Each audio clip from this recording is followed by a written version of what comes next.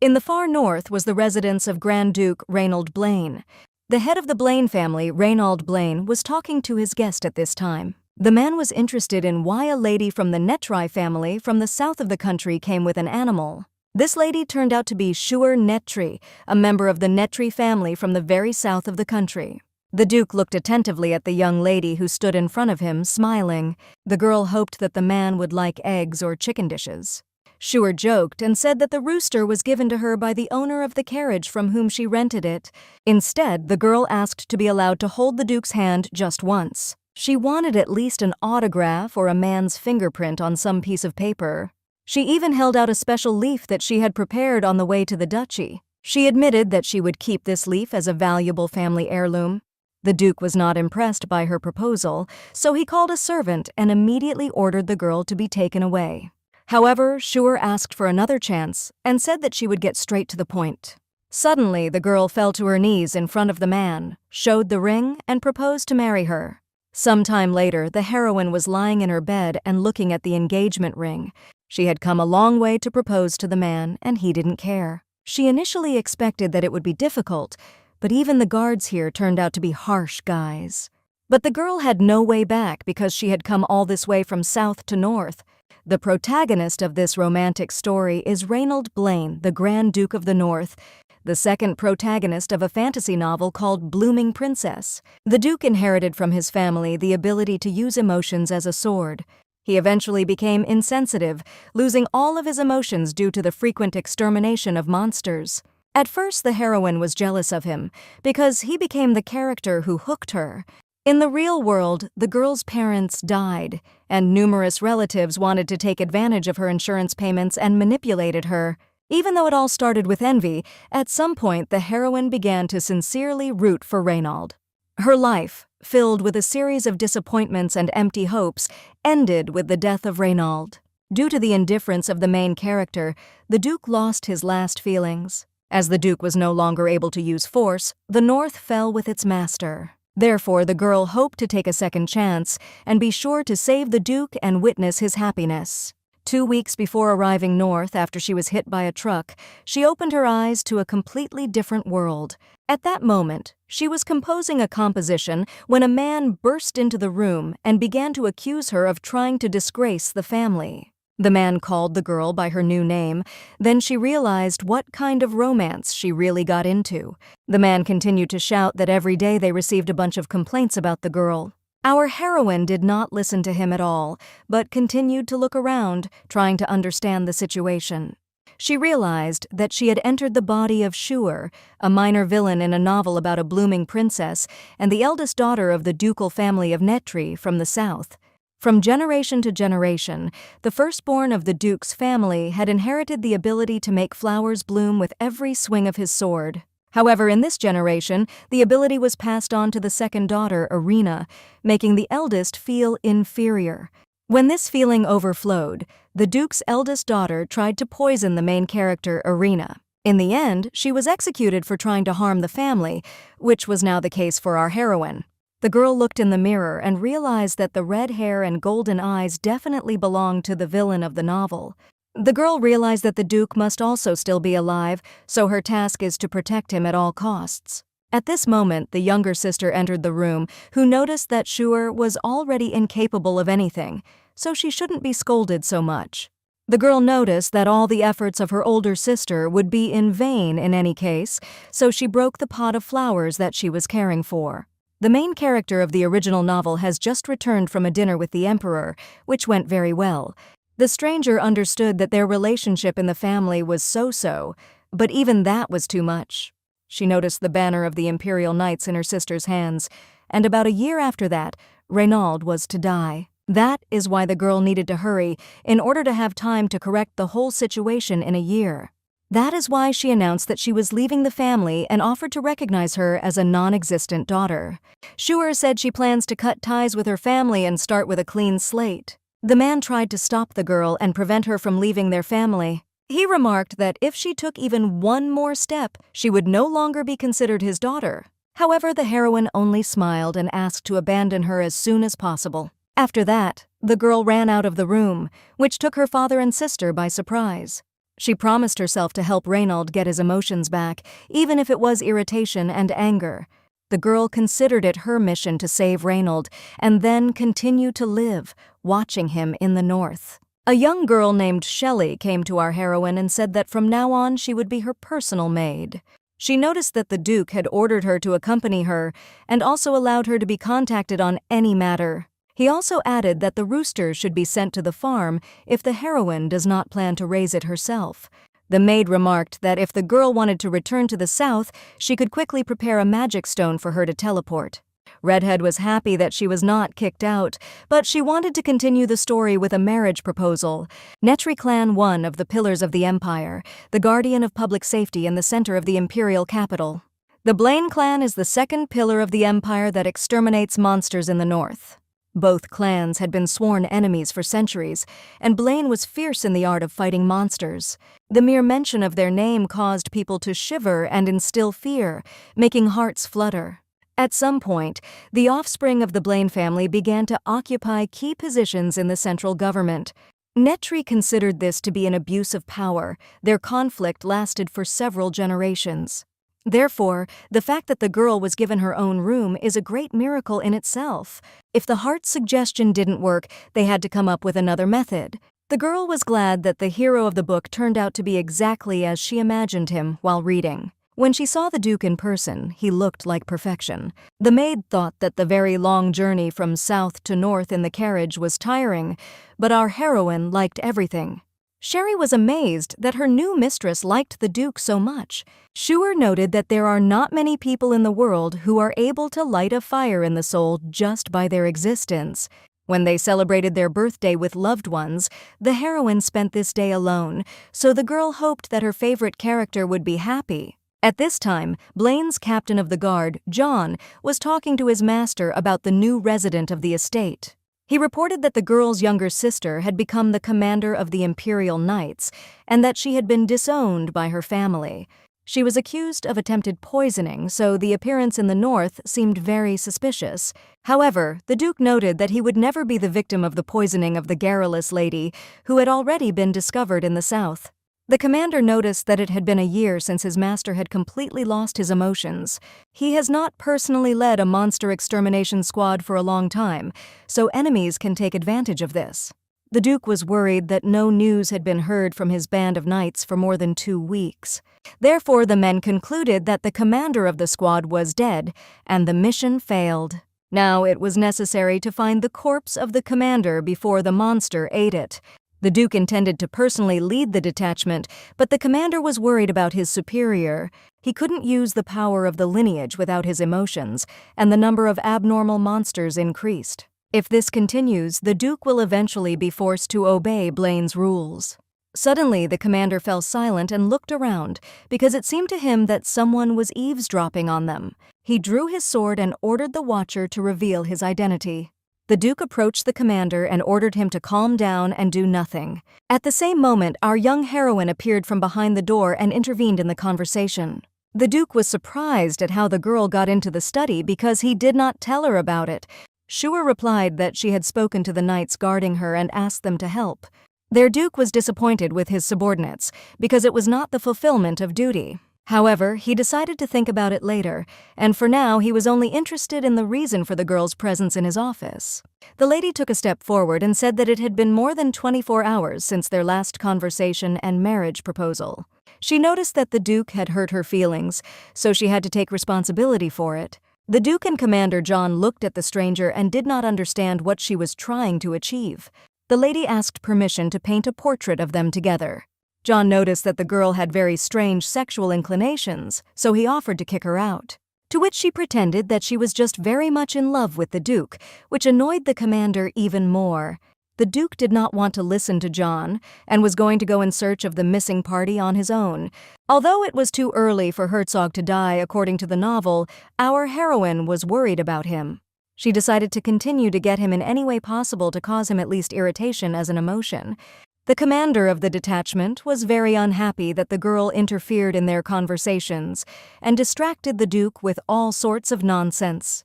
However, Reynold promised that he would allow himself to take measurements down to the size of his shoes. Shuer wasn't going to stop there and ran after the man to ask him a few more questions. She stopped right in front of him and asked what affectionate nickname he wanted her to call him after the wedding. The girl went through all the cute nicknames she knew, just to occupy the Duke's time longer. She was talking complete nonsense, although she herself understood perfectly well that his name was as beautiful as possible. She couldn't think of any other way to stop him, since he was going to lead the extermination of monsters. It would be better if he was possessed by at least some feelings. Reynold turned around and walked in the opposite direction, but promised that he would be back in a few days and that they would return to the issue of signature and fingerprint. The girl decided to go even further, so she asked to hug her tighter as well. It was evident that John doubted the intentions of our heroine, but the Duke ordered that she should not be touched. After that, the men went about their business, and our heroine began to remember the events from the original novel. After the Duke's death, John was the only one who walked the snowy north in hopes of finding his body. Therefore, it would be good if he and he began to work together as one team. John did not understand how the Duke could go on his own to search if his ability to use his abilities was now limited. However, he noticed that this was no longer a problem, and gradually emotions began to return to him. Reynold noticed that Netri's daughter had gone mad when she decided to travel to the far north. John realized that the girl's courage and her sudden proposal had aroused some emotion in his boss. A few days later, our heroine was looking at all possible frames for portraits in the estate. She looked at another frame in the light and saw a few scratches on it. The Duke promised that he would leave his imprint when he returned. Therefore, the heroine chose a huge frame, which was taller than her, to preserve the print. The maid noticed that the Duke's imprint would be lost and would look like a small dot on the huge canvas. However, Shuer noted that the point is not in the drawing but in its symbolism, which embodies the protection of the North. The Duke promised to listen to everything she had to say, so she intended to take advantage of this opportunity. After that, the maid brought the girl the same shirt that the Duke wears. However, she noted that he is unlikely to be interested in a small barter. The girls were distracted from their conversation by the sudden sound of horses that came from outside. Someone cut through the bugle, which meant the return of the owner of the estate and his detachment. The maid wanted to help her mistress prepare, but the lady was already on her way out of the room. Sherry knew she had to follow this strange girl anyway. Our heroine ran around the estate and quickly looked around. She was in a crowd of people and tried to find her beloved Duke with her eyes. A little later, she saw John, followed by Reynold himself. However, right in front of the girl, a knight suddenly jumped out with blonde hair and dirt on it. Our heroine did not understand at all what this guy needed from her. The guy introduced himself as Nigel, but Shuer did not remember any character from the novel with the same name. The guy began to tell the story of how he was attacked by a monster, but someone pushed him aside before he could finish. The Duke remarked that if the girl began to listen to this story, there would be no end to the knight's chatter. He noticed that the girl didn't have to go out and meet him with the servants. He was not in the best shape, so he offered to continue the conversation after he changed his clothes. The lady took advantage of the moment and asked him to give her his old clothes and in return to get a new one. At such a suggestion, all the assembled servants and knights were shocked and froze with their mouths open. The Duke admitted that he did not remember ever asking the girl for this. However, he was very interested in how she found out what exactly he was wearing. She went on to admit that she had just asked the people in the mansion about it while he was away. John was still suspicious of the new resident of their estate. However, the Southerner admitted that she wanted to keep the Duke's old clothes for herself. Men were terrified of what she might do to her in the future. John did not believe that anyone could enjoy just admiring someone's old worn clothes. However, she remarked that she couldn't see Duke every day, so she would think of him when she saw his clothes. The Duke frowned and said that he would change his clothes, and after that they would meet in the study and talk. Our heroine was glad that her idea turned out to be successful and worked. The girl sat in the Duke's office and hoped that he wanted to give her an autograph and a fingerprint. After a while, the owner of the office opened the door and entered it, and Shuer happily waved to him. The man brought a few documents and sat down at the table not far from the girl. The Duke wondered if the stranger was still tired of living in their north.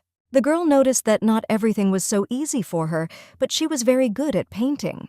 It was very similar to how a person is proud of his one single talent. The lady asked what kind of documents the Duke had brought her. The man noticed that these were papers on which he was ready to put his signature. The heroine still continued to act strangely and asked for his clothes, which made the man doubt his decision for a second. He noticed that he still did not agree to exchange clothes with her. The man held out his pen and said that he would give his autograph only after the girl was the first to sign the document. The heroine thought that she was signing some kind of contract, but it turned out to be a marriage certificate. Only now did she pay attention to the document itself and realized that it was the Duke's response to her marriage proposal. Schuer thought it was a dream, so she decided to slap herself in the face and wake up. However, the Duke did not allow her to do this, grabbed her by the hand and said that it was a very bad habit. The lady was glad that after the wedding she would be able to bear her husband's surname. The Southerner believed that if she wanted to return the Duke's emotions, she had to stick to him. The man was not very pleased that the heroine was going to watch him in his dreams. Therefore, the lady explained that she did not mean anything bad, she just wanted to look at his cute, sleeping face. Reynold noticed that the strange behavior made him nervous, so he asked him to continue in the same vein. Schuer remarked that she always acts from the heart and has no hidden meaning. The Duke replied that he was ready to do anything to get his emotions back. Therefore, the girl gladly promised to get on his nerves in the future. When the issue of marriage was resolved, the Duke began to pull off his gloves. He warned immediately that the girl should not expect a relationship closer from him than official spouses. After that, he put his fingerprint on the document, as promised. Schuer promised that she would work hard for the bright future of the Duke and the entire North. Although it was not necessary, the girl wanted to do it herself. First of all, she asked the Duke to change the handle and the shirt he had used before. After returning from the expedition, most of the knights went to the training field. The lady went there to see the men and said that the Duke had accepted her marriage proposal. With this, she greatly surprised all the assembled knights, especially Commander John. Getting rid of surprise, the men immediately rushed to congratulate their new mistress. Even Peter the butler and Athena the head maid were glad that the Duke would no longer be alone. The knights began to bombard their new mistress with a huge number of questions. However, John noted that the marriage registration was not yet completed, so everyone should return to their seats. He told the new mistress that the girl was interfering with the knights' studies, so she should leave. The lady admitted that she wanted to see how her future husband trained. However, John noticed that he did not need these basic trainings due to his great strength and skill. By doing so, he hoped to scare Schuer away, but she was only even more happy. The knight continued to insist that the girl leave and not follow the training. He noticed that the knights were worried about the arrival of a new mistress, so they couldn't concentrate. During their altercation, Duke Reynold himself came to the training ground. He wondered why the Southerner was outside in such cold weather. The butler and the head maid immediately greeted their master. The Duke immediately noticed that his fiancée was wearing a cloak that he himself wears during the expedition. The girl admitted that she just asked and it was brought to her, and left a new pen on the table. Now the Duke realized what this unknown box was lying on his desk in his study. As expected, the Duke did not care at all about the actions of the Southerner, so it would be difficult for her to fill the gap in his emotions. Ronald admitted that he expected such interest in his training from the swordsman's daughter. The bride admitted that she was not going to take his cape because she was only interested in those things that the Duke had been wearing for a long time. After that, Reynold turned to his protégé and asked which of them wanted to train with him in pairs. One knight volunteered to be the first, but the Duke still wanted to fight his commander first. Schuer was worried that John had a real sword and Reynold had a wooden sword. However, the man noticed that everything was fine and soon she would understand everything herself. At the same moment, the Southerner saw the art of swordsmanship, which was created to fight monsters, not people. The Duke attacked as if his only goal was to cut his opponent in half. The bride remembered that in the original novel, it was said that he loses emotions when he uses a sword. Feelings for beautiful landscapes, for people, all this becomes a blank slate. Blaine can be called a perfect example because morality, princes, or temporary impulses are not important to him. The only thing that was valued was how well a person with high standards of sword proficiency conformed. If the head of the family, Blaine, cannot set these standards, then the skills of his subordinates can be questioned. There was a brief mention in the novel that the Blaine family has been brutally training their heirs for generations. However, our heroine did research and knew that there was no one to replace the Duke, so he tried to return his emotions at any cost. A year later, there will be an abnormal increase in the number of monsters, which will sweep away almost all the punitive troops of the North. The girl was uncomfortable seeing it live, because then the rest could become a reality. However, she chased these thoughts away and thought only about how to help her future husband. In the original, it was mentioned that the girl has healing powers, because when the real villainess was executed, the pierced places were filled with flowers. She could not use her power through a sword, but this only became clear after her death. The lady knew that healing must have something to do with flowers, and hoped to find a hint in the novel. She thought that the real villainess did not pick flowers to annoy her father. She was distracted from her thoughts by the Duke, who suddenly ended his training and approached the girl. He noticed that the girl asked to show her fencing, but she herself did not even watch. Only now did the lady realize that the training was over, and John was exhausted. The girl admitted that she was just worried, so she could not look at the battle normally. However, she promised that over time she would get used to this type of sport and would be able to watch every workout of her beloved husband.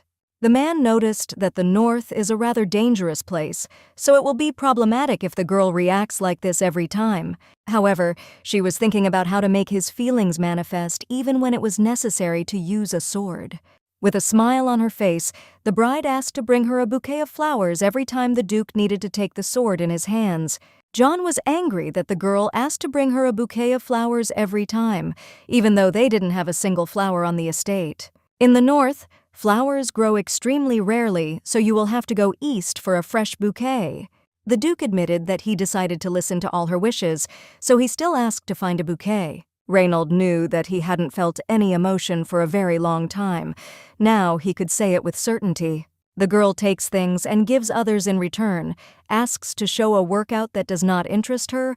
All this is very annoying. Fear, excitement, and so on. The Duke quickly gets used to all this and loses sensitivity. That was why he needed any changes to use the sword. And it was for this reason that the Duke decided to trust his future wife and fulfill her requests. In fact, he could feel the girl trying her best to annoy him. At this time, his bride was sitting in her room and asking the maid if she had received anything.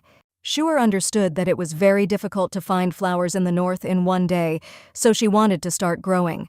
Even the maid admitted that the winter was especially harsh for flowers, but nothing else was suitable. Netri's power, the blossoming energy of the sword, is only transmitted to one person per generation.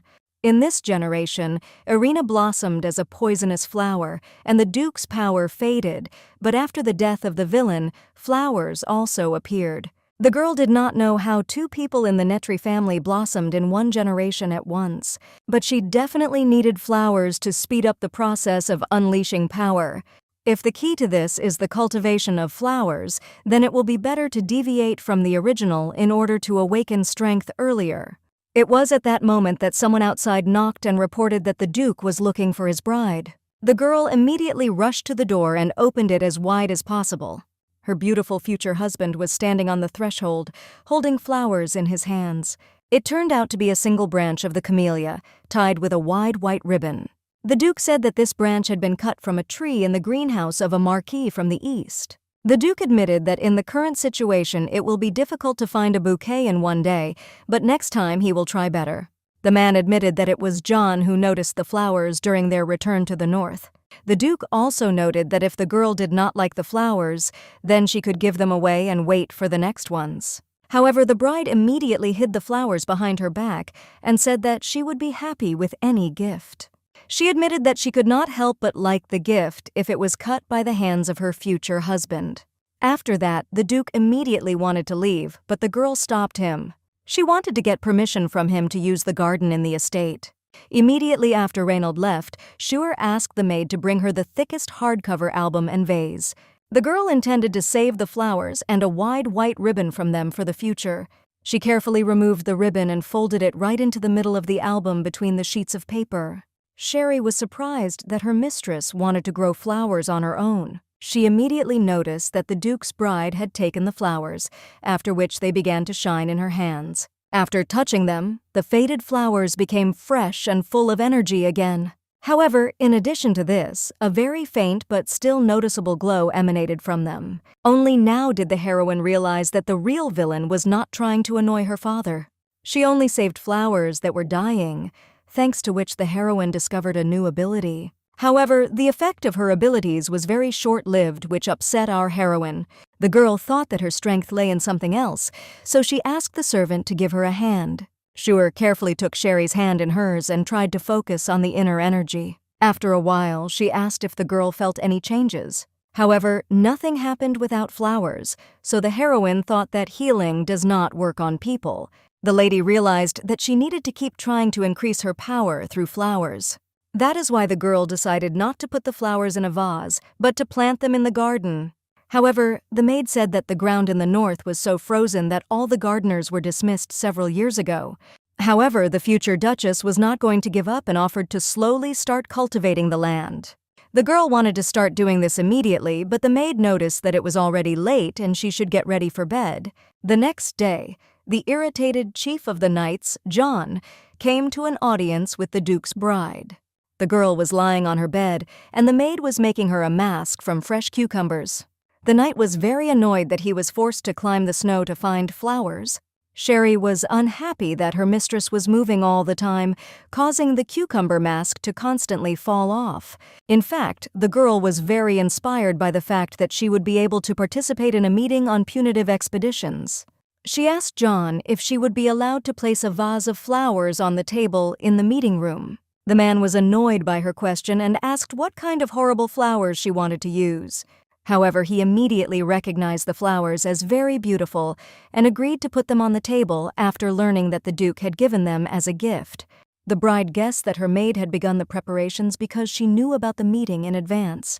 Thanks to Sherry, she learned that this is a meeting that brings together heads of families from across the region. Most of the monsters attack from the north, but there are some that wander the rest of the territories. That is why she advised her mistress to look out confident and impress the owner of the magic tower. After a while, the Duke was working in his study, and his bride was sitting and watching him. The girl asked if he liked the pen she gave him. The man did not want to lie, so he honestly admitted that its length did not suit him very well. After that, the girl admitted that in addition to the handle, she also ordered a new chest of drawers. The time passed quickly during the conversation, and it was time to go to the meeting. The Duke took his bride by the hand, which made her indescribably delighted. Reynald warned that he would not be left to accompany the bride if she behaved so terribly. After that, he carefully took the girl's hand and helped her up from her seat. After that, they went to the meeting together to attend the discussion. They were holding hands, so Shuer wanted this time to pass as long as possible. On their way to the meeting, they came across a butler who announced the arrival of the great magician.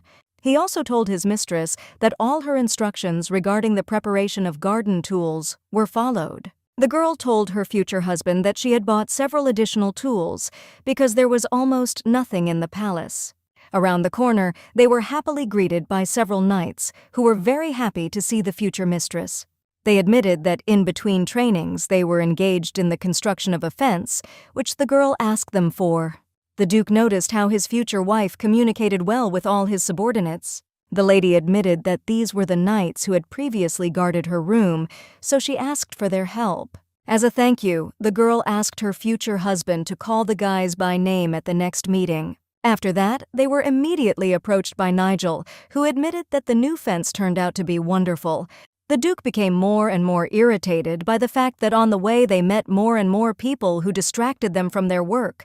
The first thing the Duke did during the meeting was to introduce his companion as the future Grand Duchess. Silence reigned at the table because those present did not expect such a rapid development of events. The master of the magic tower, Riley, who was engaged in sending magicians and magic stones, expressed doubts about the girl's well-being.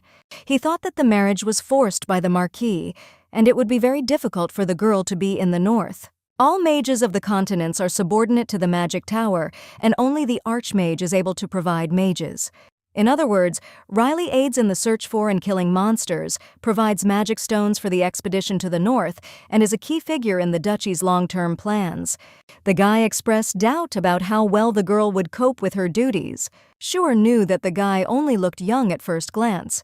In fact, it was impossible to know his age. Out of excitement, the girl pulled John's uniform, which he did not like very much. The lady hoped that it would stand out favorably against the background of a very pale night. However, then the Duke stood up for her and said that their marriage was consensual. In addition, Reynold was interested in when the mage began to walk around his estate and be interested in the dug-up garden. Riley replied that he was attracted by the faint magic coming from the garden. After that, the men began to argue about whether to provide more magi to support the military units. At this point, the Marquise of the Northwest region and the head of the family, Charlie Henner, entered the conversation. He was supported by the Baron of the Northeastern Lands, Arthur Smith, who also expressed fears about the Duke's loss of emotion. In addition, the man was interested in the fact that a vase of flowers had been forgotten on the table in the meeting room. The heroine admitted that this was a gift from the Duke, which he presented to her from his last campaign. The Baron noticed that this branch had been plucked in his garden and inquired about the girl's past. The man was glad that after this wedding, the two great swordsmen would be united. The Baron's lands were far enough away from the others, so he did not yet know that the girl had renounced her family and would not inherit it. The heroine decided to correct this oversight and said directly that she was not the heiress of her family. She admitted that she is the eldest in her family, but she is much more interested in the Duke. She was glad that she was able to move north and be with her husband, so she asked to be called by her new surname. At this moment, the Duke addressed his bride only by her first name for the first time. The girl was so surprised that she completely forgot that she was at an official meeting. After that, the Duke and Duchess began to be merciful, which drove the young mage into despondency. The Duke immediately decided to note that this marriage would not be a union of families, and the Netri would not help with expeditions. The Baron apologized for his behavior and thought to himself that in this case this marriage would be useless. The lady forgave him for this mistake because it was the first time the Duke had called her by her first name. The Marquis noticed that during the Duke's absence from the expeditions, their region was flooded with various monsters. According to him, Schuer guessed that the events of the novel began to come true little by little. So far, there were many monsters, but they did not pose a critical level of danger. Although even in the original, the main characters realized the danger of the North only after the attack on the central region. However, Schuer knew that they could not be relied upon judging by the events of the original novel. The Marquise insisted that it was necessary to at least try to establish some kind of connection with the center, to which the Duchess remarked that after so long, even if they sent some help, those people would not know the North better than the Duke. The girl noted that she understands this like no one else, because her family has always been engaged only in the affairs of the center. Their support would not help much, because it was impossible to allow the Duke and Irina to meet. The man fell in love with her at first sight, but after her wedding, she lost the remnants of her feelings forever. If Irina arrives, then it is urgent to help the Duke return emotions before their meeting, so that he can make informed decisions. The girl was worried that the Duke would go on an expedition and be absent for a long time. However, John said that he had prepared bouquets of flowers in advance and had already delivered them all. Mage Riley was interested in how Reynold planned to get rid of a year of accumulating monsters in a single march. He noted that in the future, the Duchess would be upset if the marriage registration had to be postponed. The Duke listened to his words and noticed the upset Schuer next to him. After that, he took a deep breath and realized that he would have to take her wishes into account. It was the first time Riley had seen the Duke so exhausted and could feel a strange energy coming from the garden. Therefore, he promised that after the end of the expedition, he would look after the North and allow them to go to the center. He explained this by the fact that he himself was tired of constantly sitting in the tower. The Duchess immediately began to thank him for allowing them to be together. The girl asked the wizard how much time they would have to rest. However, she noticed that a week would not be enough to relax and deal with the magic in the garden. She admitted that she is going to grow even more different plants. After that, the wizard agreed to 2 weeks of rest, but the Duchess insisted on 3.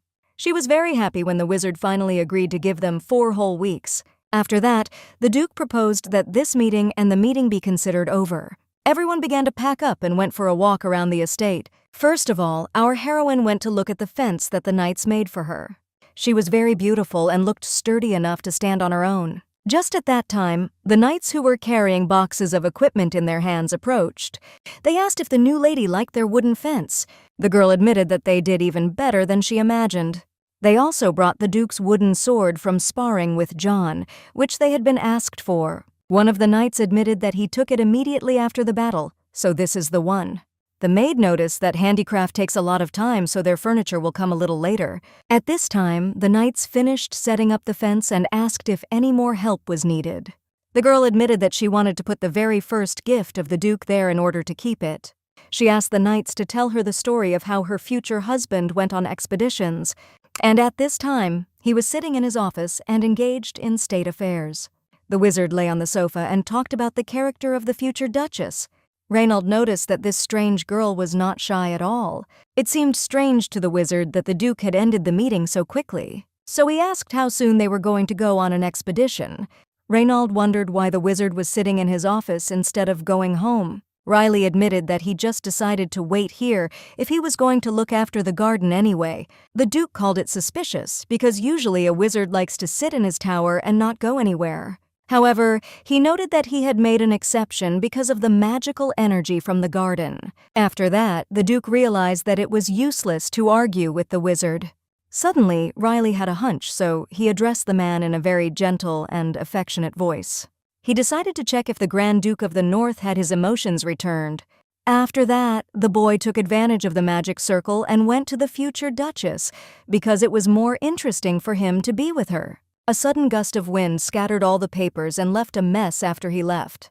The Duke was also annoyed by the fact that he heard conversations in the street between the knights and his future wife.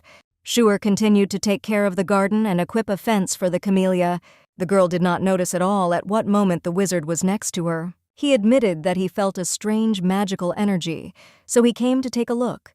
Riley noticed that it was coming from a small branch of the camellia that had been stuck in the ground. Although the flow of energy itself was very weak, it could be clearly felt. Therefore, the future Duchess pretended that she was only engaged in the fence. She suggested that the wizard inspect anything but this place, even though there was nothing else. But the girl was very interested in whether the wizard had magic stones that controlled temperature. She explained that she would need stones to grow trees in the garden.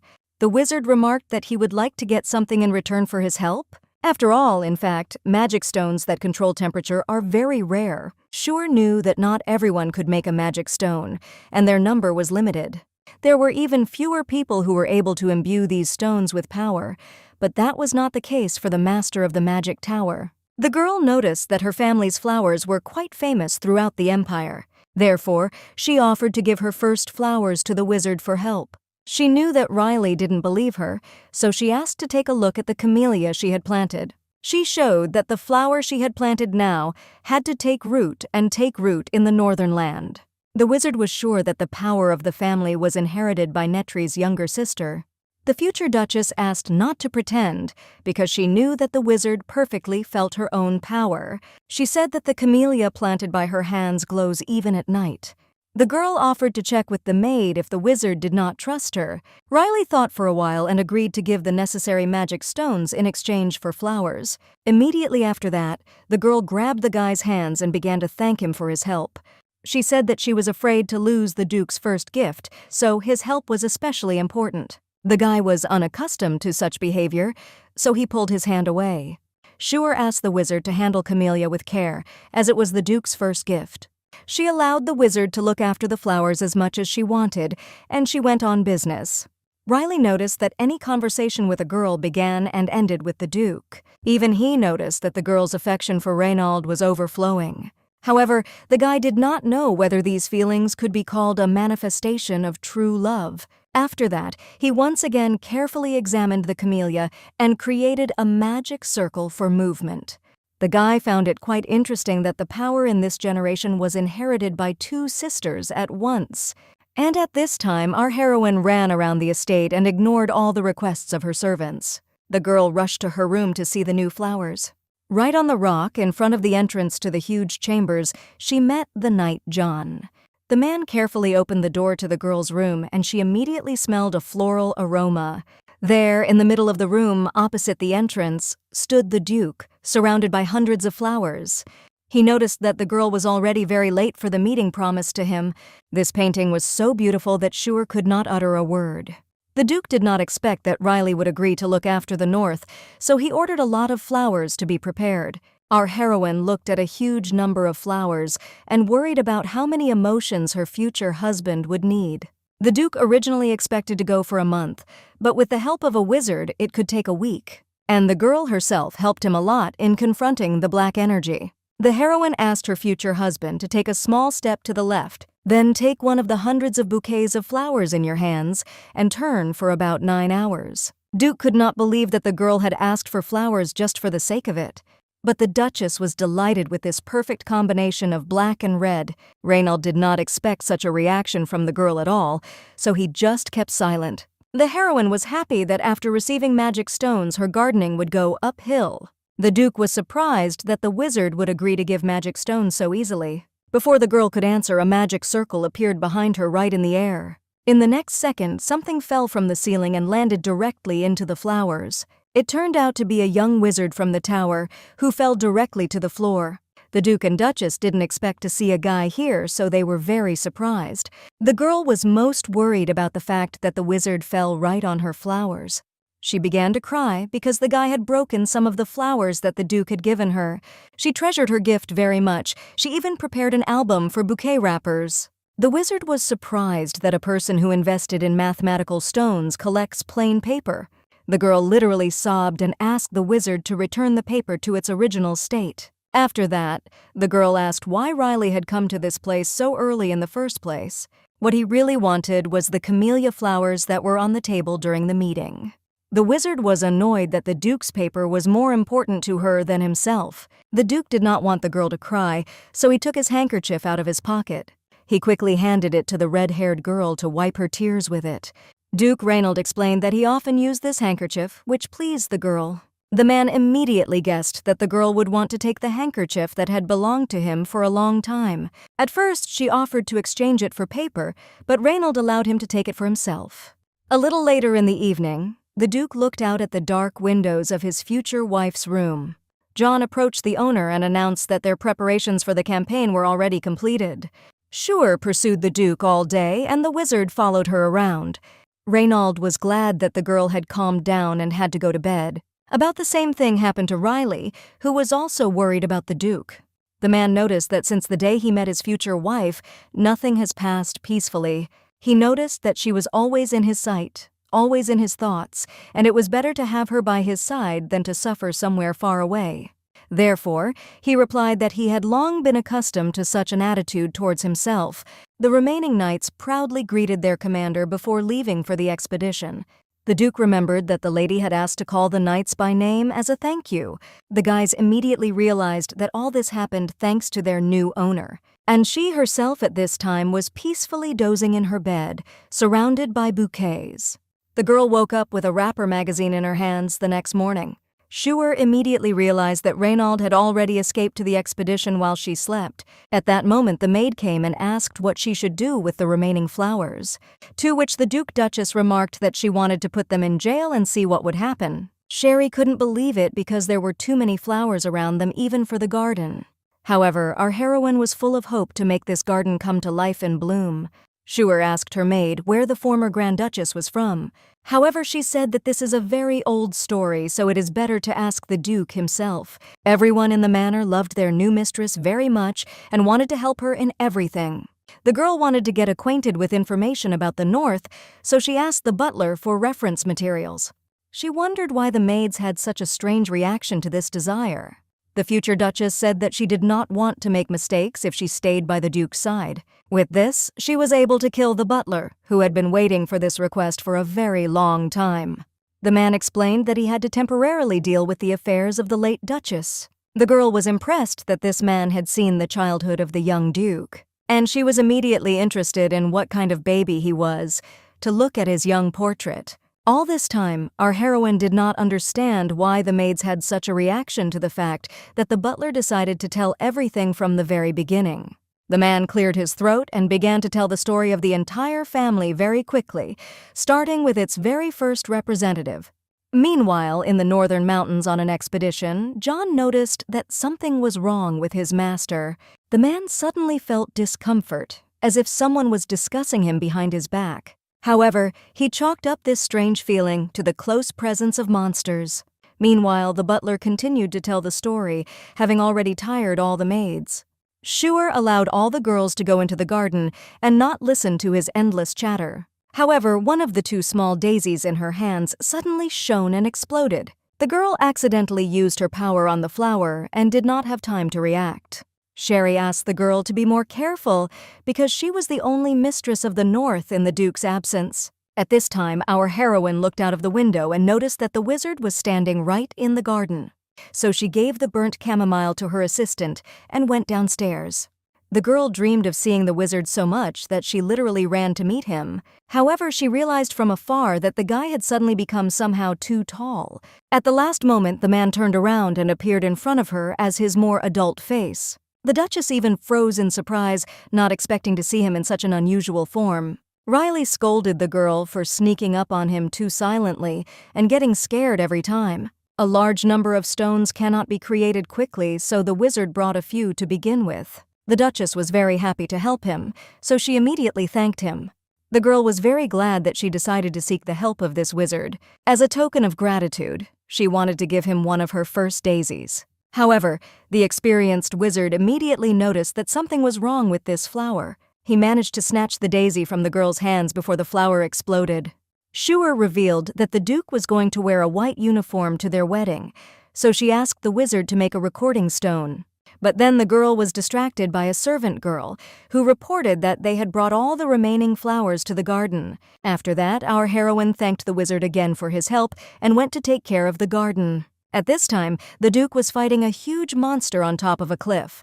During the use of the sword energy, his emotions gradually disappeared completely. Some things annoyed him terribly, but he couldn't survive without them, so he hated this ability of his. At the same time, in the garden of the manor, work on the garden was in full swing. The young future Duchess commanded all the servants and knights, who planted flowers in different sectors together. By the time the Duke returned from the expedition, the entire garden was already filled with flowers. Now the girl sincerely understood the value of temperature magic stones. The wizard could not believe that he had to take off his robe in the north because of the heat. He even suggested that butterflies should appear soon. The girl treasured her flowers very much and did not want to give them to the wizard, but she reassured herself that she would receive the Duke's record in a white uniform. Schuer noticed that Riley was only really excited about flowers on his first day. However, she did not understand why, in this case, the wizard constantly came to her garden. At this moment, the girl noticed several familiar knights from afar. It could only mean that her future husband had finally returned home. Therefore, our heroine rushed off and ran to meet her future husband. However, he met her with a very cold, unemotional expression on his face. However, the girl prepared for this feature of her Duke in advance. She proudly said that from the window of his study the garden would be perfectly visible. The man immediately assumed that the girl was rummaging through his office and could have taken something. He turned out to be right because our heroine grabbed several of the Duke's things for her collection. However, she calmed the guy down by taking only a chair and some furniture. Schuer closed the Duke's eyes for a while to give him a little surprise. Even Knight John was very surprised at how many flowers grew in the north. The girl had already explained that she had planted the flowers that the Duke had given her. The man removed her hands from his eyes and said that he agreed to look at the garden. However, Schuer asked to see him through the window in his office. The Duke decided to listen to his future wife and went to change clothes. The flowers did not impress him. He was never particularly interested in the garden. He realized that the girl wanted to show off her flowers and remained the same as she was before the expedition. It only meant that only the man himself had changed. He often saw, heard, and lived in a world to which he attached no special importance. The man noticed that everything in his office was new and his family coat of arms hung everywhere. He didn't understand why the girl had ordered him to go into the office and wait for her signal. Suddenly, a loud scream rang out from outside. It was Schuer calling to Reynold from the direction of the street. The man looked out the window and saw the girl actively waving her hands at him. He thought that in this way the girl was begging him for a new dress for herself. However, she said that he was mistaken, and you need to look at the whole picture. The heroine was tired of hinting to him and directly told the Duke to look at the entire landscape. Only then did Reynald look away from her face and look at the flower meadow beneath his window. The girl had fun and danced in a huge heart that she made from the planted flowers. At this moment, the Duke's own heart pounded faster. Something excited him.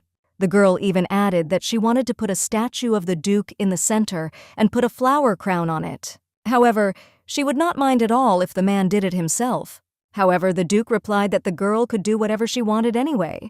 He took a deep breath and laughed, seeing the world so colorful for the first time in a long time. Soon the day of departure for the center came. Riley and John came to see off the Duke and Duchess. The wizard joked that he looked small because they used the law banning child labor to their advantage. However, the Duke said that the wizard is trying to pretend to be small and manipulate those around him. In any case, Riley wished the future spouses a good time and rest. After that, the door to their carriage creaked shut and the carriage moved forward. The girl was wondering if there was a place in the center where she could find historical information about the Duke's family. She explained that this would help her get to know her future husband better. She also asked that Reynald show her his childhood portrait at least once a year. However, she noticed that she could find the necessary information in the central library. Initially, the Blaine clan was in the center. However, due to expeditions, most of the clan moved north when they gained independence by agreement. After that, our heroine asked the Grand Duke to take her hand. She promised that this would help her cope with all the adversities of this world. The Duke decided to fulfill her request that the girl stop talking constantly and leave him behind. He held out his hand to her and allowed her to grasp her hand tightly. The palm of our heroine seemed very small against the background of the large palm of her future husband. Schuer knew that by this point, Irina must have already been engaged to the crown prince. There was a period in the Netri family when none of the daughters had yet blossomed, while Irina received many proposals from suitors. Everyone wanted to get the fame of their family and the great family of swordsmen. No one knew that the girl would become the heiress, so she proposed to the prince herself.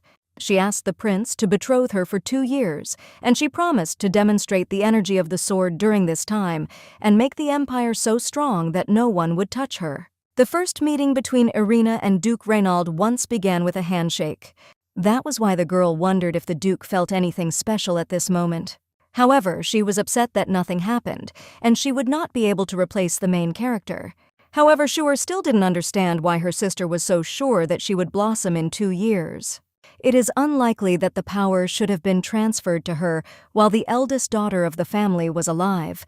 The future spouses arrived at the center, and the girl immediately noticed that it was significantly different from the north. As soon as they got out of the carriage, a young man came up to them and greeted the family. Our heroine immediately realized that it was time for the first meeting with the prince. It was Simon Vermouth, the novel's protagonist, the crown prince of the empire who was chosen by Irina and loved by the original Schuer. The prince explained that he had not been warned at all that the Duke would not come alone. Reynald immediately introduced his future wife to all those present. Simon was very surprised that the eldest daughter of the Netri family chose such a spouse for herself. The prince invited the couple to join the tea party, which they interrupted to greet them. The heroine did not understand why the prince behaved as if he was seeing her for the first time, although in the original he knew about her feelings.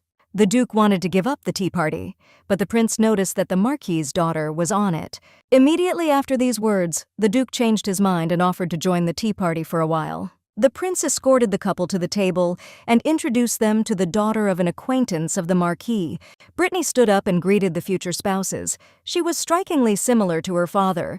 After that, the prince wanted to introduce another girl, but she decided to do it on her own. She turned out to be the second commander of the Imperial Knights, Schuer's sister, Irina Netri. Duke Reynald gently helped his bride to sit down at the table and pulled up a chair behind her. Our heroine was surprised that the prince did not know that she had been separated from her family. She noticed that Simon didn't care at all, but her sister looked uncomfortable. The prince wanted to talk about the Duke's recent expedition, but he didn't know if it would be appropriate. He suggested that Irina step away and discuss the affairs of the swordsmen separately, but the girl wanted to continue the conversation at the table. Our heroine hoped that they would still stay at the table and not leave them. However, the prince was very persistent, so Irina had to obey and get up from the table. Shuer immediately asked her future husband not to touch anyone with his hands until he gave her a wedding ring. The man noticed that the girl promised not to forbid him anything, but now suddenly contradicts her own words. The heroine noticed that the Duke had only recently taken her hand for the first time, so she would be jealous. She blackmailed him that she would start calling him a kitten in public and would embarrass him. After that, the girl immediately apologized to everyone present for being distracted by personal conversations. The prince admitted that he was very pleased to see the Duke and Duchess together. Our heroine looked at her husband, hoping that nothing terrible would happen. At this point, Brittany said that she had come to tea at the instruction of her father. The girl noticed that she was the one who gave the branch to Camellia because she thought it would be romantic. She also asked our heroine why she fell in love with Grand Duke Reynold. Without a moment's hesitation, Shuer replied that she loved him for his cool side. Brittany was surprised at how many laudatory things the girl could say about her future husband. She told such little things that no one would ever pay attention to. However, the heroine added that there are secret things that are known only to her. For example, that his 13th eyelash is a little longer than all the others. She laughed and said that she liked to watch the changes in his not very expressive face. It was at this moment that the Duke's voice came from behind him, who had heard the entire conversation. He noticed that her loud voice was clearly audible even far away in the hallway. The girl only now noticed that the prince and the Duke had returned only the two of them. Simon noticed that her sister had things to do, but she would join them later. The girl was very angry that they had barely found a way to come, and the prince wanted to take the Duke for himself. However, it turned out that he was just joking and had no intention of forcing him to separate from his fiancée. Reynold noticed how quickly his future wife's expression changed after these words. The prince noticed that everyone was expecting the Blaine family to arrive, but he didn't dare delay them. In her mind, Shuer thanked the prince for being able to participate in such an exciting and fun preparation for the banquet. In fact, the girl was glad that they were given one guest room for two. The Duke remarked that he sometimes had the impression that he was just her dress-up doll. The man said that he likes to wear gloves because they are important to the swordsman and help avoid unnecessary cuts. He also hoped that this habit of his would not cause discomfort to his fiancée by accident, but the girl really liked the way her future husband took care of himself and others. She was worried when she first arrived at the center, but now she will try to enjoy this day. The heroine suddenly smiled slyly and asked if she would be able to see the Duke's sleeping face. However, the man did not have time to answer because they approached the hall and had to introduce themselves to everyone present. The girl noticed that she had been excommunicated from her family and was supposed to be introduced only by her first name, but she was given the old surname Netri. She immediately realized that this was done intentionally, and the reason was obvious. The exiled daughter of the Southern Netri family has returned as the Grand Duchess of the North Blaine. Some families may get angry if such a position is taken by a girl without a surname. Even now, people were already discussing the fact that until recently, the heroine imitated her sister and flirted with other men and ended up marrying the Duke. The girl would have been happy to receive the surname Blaine, but the banquet was arranged a day before the approval of the marriage certificate. Therefore, our heroine was worried that everyone could consider her a liar. However, the Duke did not believe the rumors at all and relied only on what he saw with his own eyes. These words made our heroine very happy and calmed down, who was very worried about this. Shuer noticed that some people look at them from time to time. The heroine suggested that they could not greet the Duke because of her presence. They were clearly trained knights and old acquaintances of her future husband Reynold. At that moment, they were approached by her younger sister, Irina, who introduced herself as the second commander of the Imperial Knights. Shuer did not understand at all why her own sister was reintroducing herself to her. Irina said her father was concerned that she had to marry without a dowry. The heroine only laughed because the family drove her away empty-handed, and now she herself raises this issue.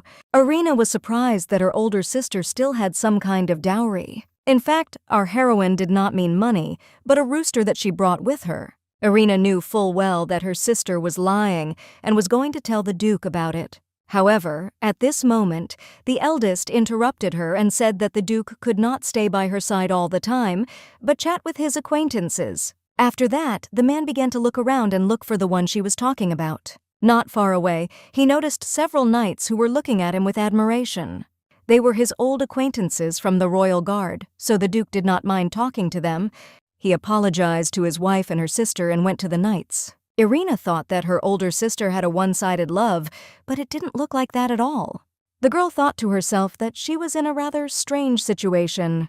Schuer said that her husband was very handsome but asked him not to stare at him. Irina didn't understand why her sister said this, so she asked her to speak directly. She said she was engaged to Prince Simon, after which Schuer advised her not to come north. Irina wondered why her sister had married the Duke, since she had not been interested in the north before. However, my sister only said that true love always comes unexpectedly. The Duke communicated with his knight acquaintances but still watched his wife from afar. Schuer noticed this and sent him a sweetheart with her hands as a sign of her great love. Irina asked her sister to behave normally, as she still represents the Netris family. But our heroine wanted to off her younger sister, so she said that this was just a manifestation of love. Then Irina threatened that everything would end for her by leaving for the north, when she herself would stay in the center. After that, the girl turned around and went back to her company. She looked so angry that the subordinates even began to ask the girl if she was okay. At this time, Lady Brittany approached our heroine, accompanied by several girls. Schuer was insanely happy to see at least one familiar face at this event. The girls noticed from afar that the younger sister was very disrespectful to the future Grand Duchess of the North. Brittany couldn't even believe that they believed the rumors about her good character. Schuer suggested that we forget about this oversight and asked to introduce new ladies to her. The first was the Duchess of the Central Region, Angela, who became interested in the girl after her father's story. Schuer was surprised that stories about her were already circulating in the Central District. However, everything became clear after the girl told her her maiden name. In fact, she turned out to be the daughter of a baron who had attended a meeting recently. The heroine noticed that the girl looks too young to get married and already have a teenage son. The next was the daughter of the Count of the Central District, a sweet girl, Sally. Angela revealed in confidence that they had recently received an invitation from the Netris family. It was as if Irina was trying to gather all the nobles of the capital around her. She received an offer from the prince and in return promised to unite the nobles of the center, which were divided into 4 categories. The former supported the Netri family, the latter were trained in the Blaine style but lived in the capital. Supporters of Crown Prince Simon himself went into the 3rd category, and the 4th consisted of neutrals who did not support the previous 3 groups. But in reality, the neutrals did not support the influence of the Blaine family in the center, which remained even after the independence of the North. That was why the latter category of people was the perfect prey for Irina. An invitation to meetings is a way of recruitment, one of the stages of full-fledged isolation of the North. Judging by the rumors, His Highness Simon was also supposed to attend. Angela remarked that the imperial family has always tried to remain neutral, but Lady Irina's engagement is troubling. She began to say something else about His Highness Simon, but suddenly stopped. In fact, Prince Simon himself at this moment approached the girls to greet them. He apologized for interfering so rudely in their conversation and frightening the girls. In fact, he wanted to talk to the Grand Duke, but he was too busy. That was why he wanted to tell something about the Duke to his wife. In the original novel, the prince was a man who favored the North, in return receiving some swordsmanship advice from the Duke. However, all of this was completely destroyed after they developed feelings for Irina. Schuer had no intention of severing all ties with the capital, so she agreed to talk this time. She and the prince went out onto the balcony, but the girl still refused his offer to drink. After that, Simon asked if the girl liked to be in the center. Schuer was happy to notice that she especially likes the weather in the center, which is perfect for her. The prince still pretended that they were meeting for the first time, though he couldn't help but remember her, because the real Schuer haunted him like crazy in the original story. One day she found it in the garden when she was holding a vessel for watering flowers in her hands. On that occasion, the prince even asked the girl to stop sneaking into the garden, using the influence of her family. In fact, she had heard that he was already engaged to her younger sister. Immediately after that, in revenge, the girl turned a whole vessel of water on the prince's head. The man was very angry and asked why she was behaving so terribly with him. On that occasion, Schuer replied that she was just watering her flowers and it happened by accident. Therefore, the heroine wanted to nip all innuendos in the bud and admitted that she was excommunicated from the family. However, the prince had known about this for a long time, which puzzled the young girl even more. He noticed that many families weaned their children because of marital problems, because in this world, marriages of convenience were commonplace. The girl was a little upset when she realized that the conversation would not be about the Grand Duke. She watched him from the window and saw that he was not shaking hands with anyone, as he had promised. Shure admitted that she has changed a lot because of her love for Reynold. The prince admitted that this is true, judging by the way she constantly looks at another man in his presence. Shure didn't know what to make of this, even assuming that the prince was drunk. However, he only laughed and said that he never gets drunk on champagne. He noticed that the girl was very smart and should have guessed what he wanted from her. The prince remarked that Irina was only his closest ally, and nothing more, nothing less. After that, Shure said that she would be the Duke's official wife tomorrow. Even in the palace, they had a common room. However, the prince said that according to rumors, if it was Irina's loved one, then the girl was ready to charm anyone, regardless of gender, status, and age. He remembered that she herself had asked him to date sometimes, even if he was engaged to Irina. At this moment, the girl even had the idea of hitting the prince on the head with something so that he would lose his memory. However, she only laughed and said that she genuinely loved the Duke, so everything else was in the past. The heroine no longer wanted to listen to this nonsense, so she turned around and wanted to leave the balcony. However, the prince recalled that the Duke is losing his emotions, and the girl will not be able to fill the abyss inside him forever. These words made her stop and look carefully at her future husband. The prince noticed that feelings didn't last long, and the Duke would be rather useless without his sword power.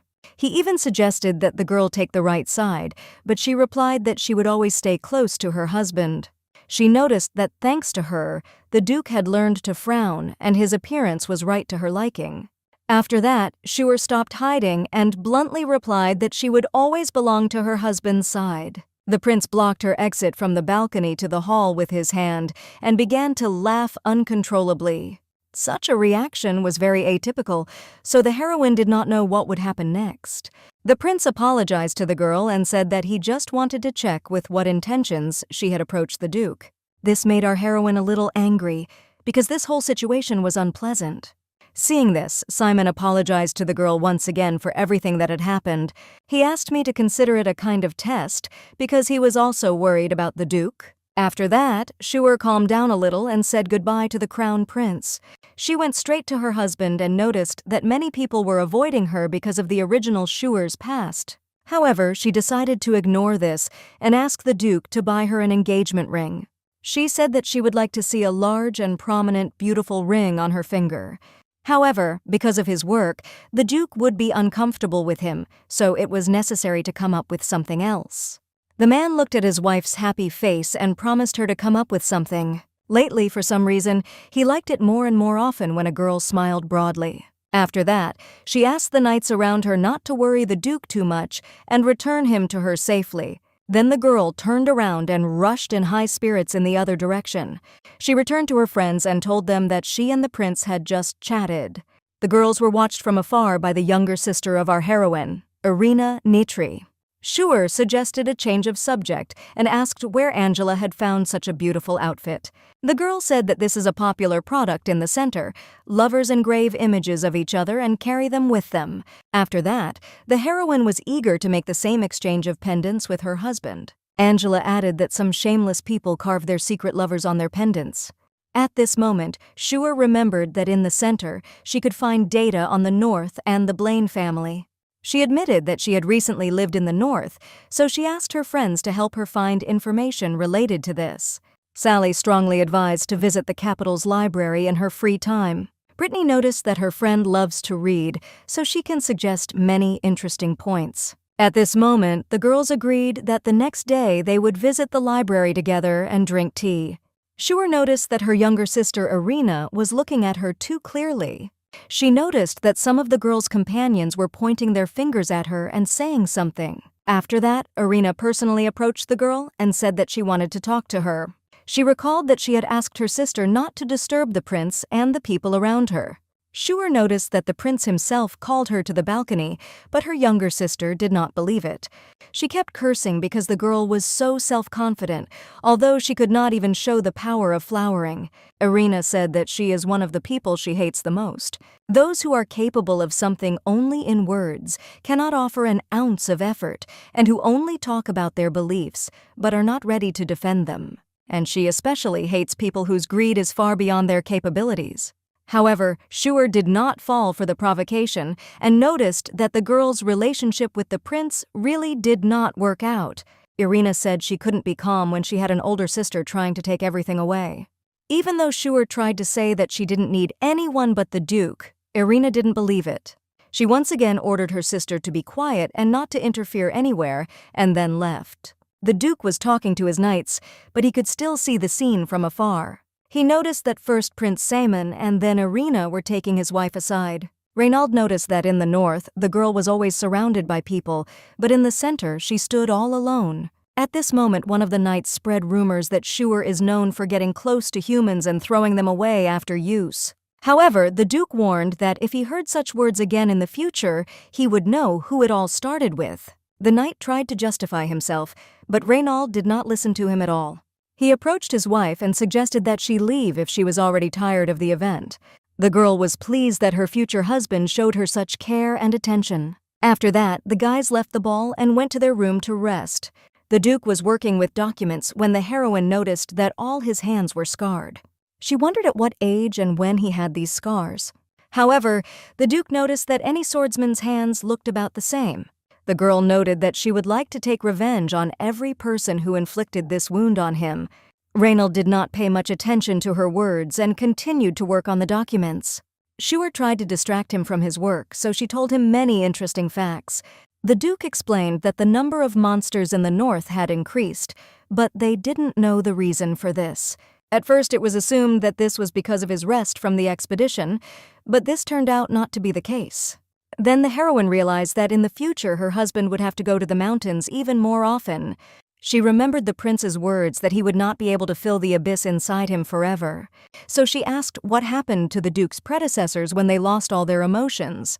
The man did not want to lie and honestly replied that they all died shortly after. This was the rule of the Blaine family, because without emotions a person is unable to distinguish between good and evil, allies and enemies. At such a moment, the head of the clan had to go deep into the northern mountains and take as many monsters as possible to the next world. Only now did the girl realize that his death was called resignation because he himself chose it in the novel. If there is no ready heir, then the management passes to the Grand Duchess and she temporarily occupies the position until the heir can hold the sword firmly in his hands. Now the girl understood Shuer's words that she had to look strong.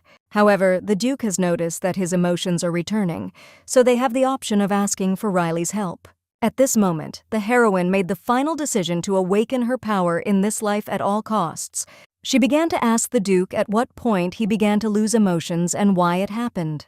The man explained that emotions burned and faded until there was almost nothing left. The first mass was lost so long ago that he remembers only the fact itself, but he remembers nothing from that time. The girl was afraid that after some time the Duke would get used to her, and she would also stop evoking any emotions in him. The Duke suggested that she should not bother herself with this and go to bed first, because he still had work to do. Shuer was upset because she had hoped to record the Duke's sleeping face on the recording stone. However, he asked not to look at him like that and it was better to go to bed. He still didn't understand why the girl would see his sleeping face and why she was so upset. In fact, the heroine wanted to know even the most trivial things about the person she loves. That is why she even suggested that the Duke pretend to be asleep for a while. She pretended to be afraid of sleeping alone in order to persuade him to do so. The Duke did not find the strength to object to this proposal because he was very surprised. He did not react to this offer in any way, so the girl was embarrassed and apologized. She collapsed on her face into the pillow and said that she hated his workaholic side. The Duke noticed that she was acting like a small child, so the maids had more work to do. At this moment, Shuer said that she wanted to get herself a pendant with the Duke's face engraved on it. The girl was inspired when she noticed that her husband did not refuse her. After that, the Duke gave up and promised to go to bed and finish the work the next day. They turned off the light in their room and lay down carefully on the bed. The man looked at his wife and did not understand why she was behaving so strangely. The girl admitted that she could not sleep alone, but could not sleep when her husband was next to her. It seemed to her that everything was a real dream, because at the sight of the Duke, she had thoughts that all this was unreal. Instinctively, the girl raised her left hand and stretched it forward a little. Her hand gently touched the Duke and gently stroked his face. The man stopped these unexpected touches and grabbed her wrist. Schuer didn't understand why the Duke was acting so strangely and asked him about it. Reynold carefully closed the girl's eyes and told her to fall asleep quickly. At the same time, he gently stroked her forehead and was in no hurry to remove his hand from his face. Schuer asked her to keep her hand in the same place. In this case, she would be able to fall asleep faster. Rough feelings, rough movements, everything about the Grand Duke seems awkward, but brings the girl calmness. Only thanks to this, she was able to quickly fall asleep and rest before the big day. After that, the Duke carefully removed his hand from the girl's face and noticed that she was very noisy. He once again looked carefully at his hand, which was covered in scars. The man did not understand what she saw in this hand since he showed such interest. The next morning, the Duke woke up before the girl, who was still lying in bed. She jumped up, thinking that she would finally be able to look at the Duke's sleeping face. However, she looked around and realized that her husband was not in bed with her. The girl even thought that she was dreaming all this, so she decided to watch a beautiful dream. However, she didn't hear the Duke's voice next to her, so he opened her eyes back. The girl quickly sat up straight on the bed and saw that her husband was changing. In the morning, he had a lot to do, so there was no free time. He sincerely apologized for accidentally waking up his wife with his preparations. The girl wished him a good day and a great workout with a smile on her face. Right before leaving, Reynold reminded that today the registration of their marriage ends. Therefore, he congratulated Schuer on becoming the Grand Duchess of Schuer-Blaine from now on. Then Reynold hurriedly left the room and closed the door behind him. Our heroine was still in shock from what she heard and could not move. After that, she was immediately delighted with how well her name and new surname matched. The maid reported that Angela had sent an official invitation to a tea party. The maid was very careful with the girl because she had heard terrible rumors about her. However, the Duchess only said that she wanted to take the blanket and pillow on which she slept. After that, Sally and our heroine went to the Central Library together. There, the girl publicly introduced herself with her new name and surname for the first time. The librarian pointed them to the direction in which all the books about the North were kept. In the section they needed, there was a huge number of books and information. The Duchess said that she had read almost all the books, so she could help find something specific. She suggested that we first look at the scriptures that spoke of the origins of the Blaine family. The Vermouth family was founded by a messenger of God, which is why the country is closely connected with the temple. A long time ago, there was a period of turmoil on the continent. There were no leaders, no countries, so humans and monsters lived together. Barely surviving humanity had no rules or morals, and in the midst of this Hausa, a new axis of power was born. The Netri believed that people could change for the better, so they protected them from monsters, and Blaine ruthlessly punished anyone who broke the rules. Two forces, whose principles were opposite, constantly clashed with each other. That is why Vermouth appeared, who became an intermediary between them. The conflict only worsened, so the god endowed the Netri family with the power to protect others.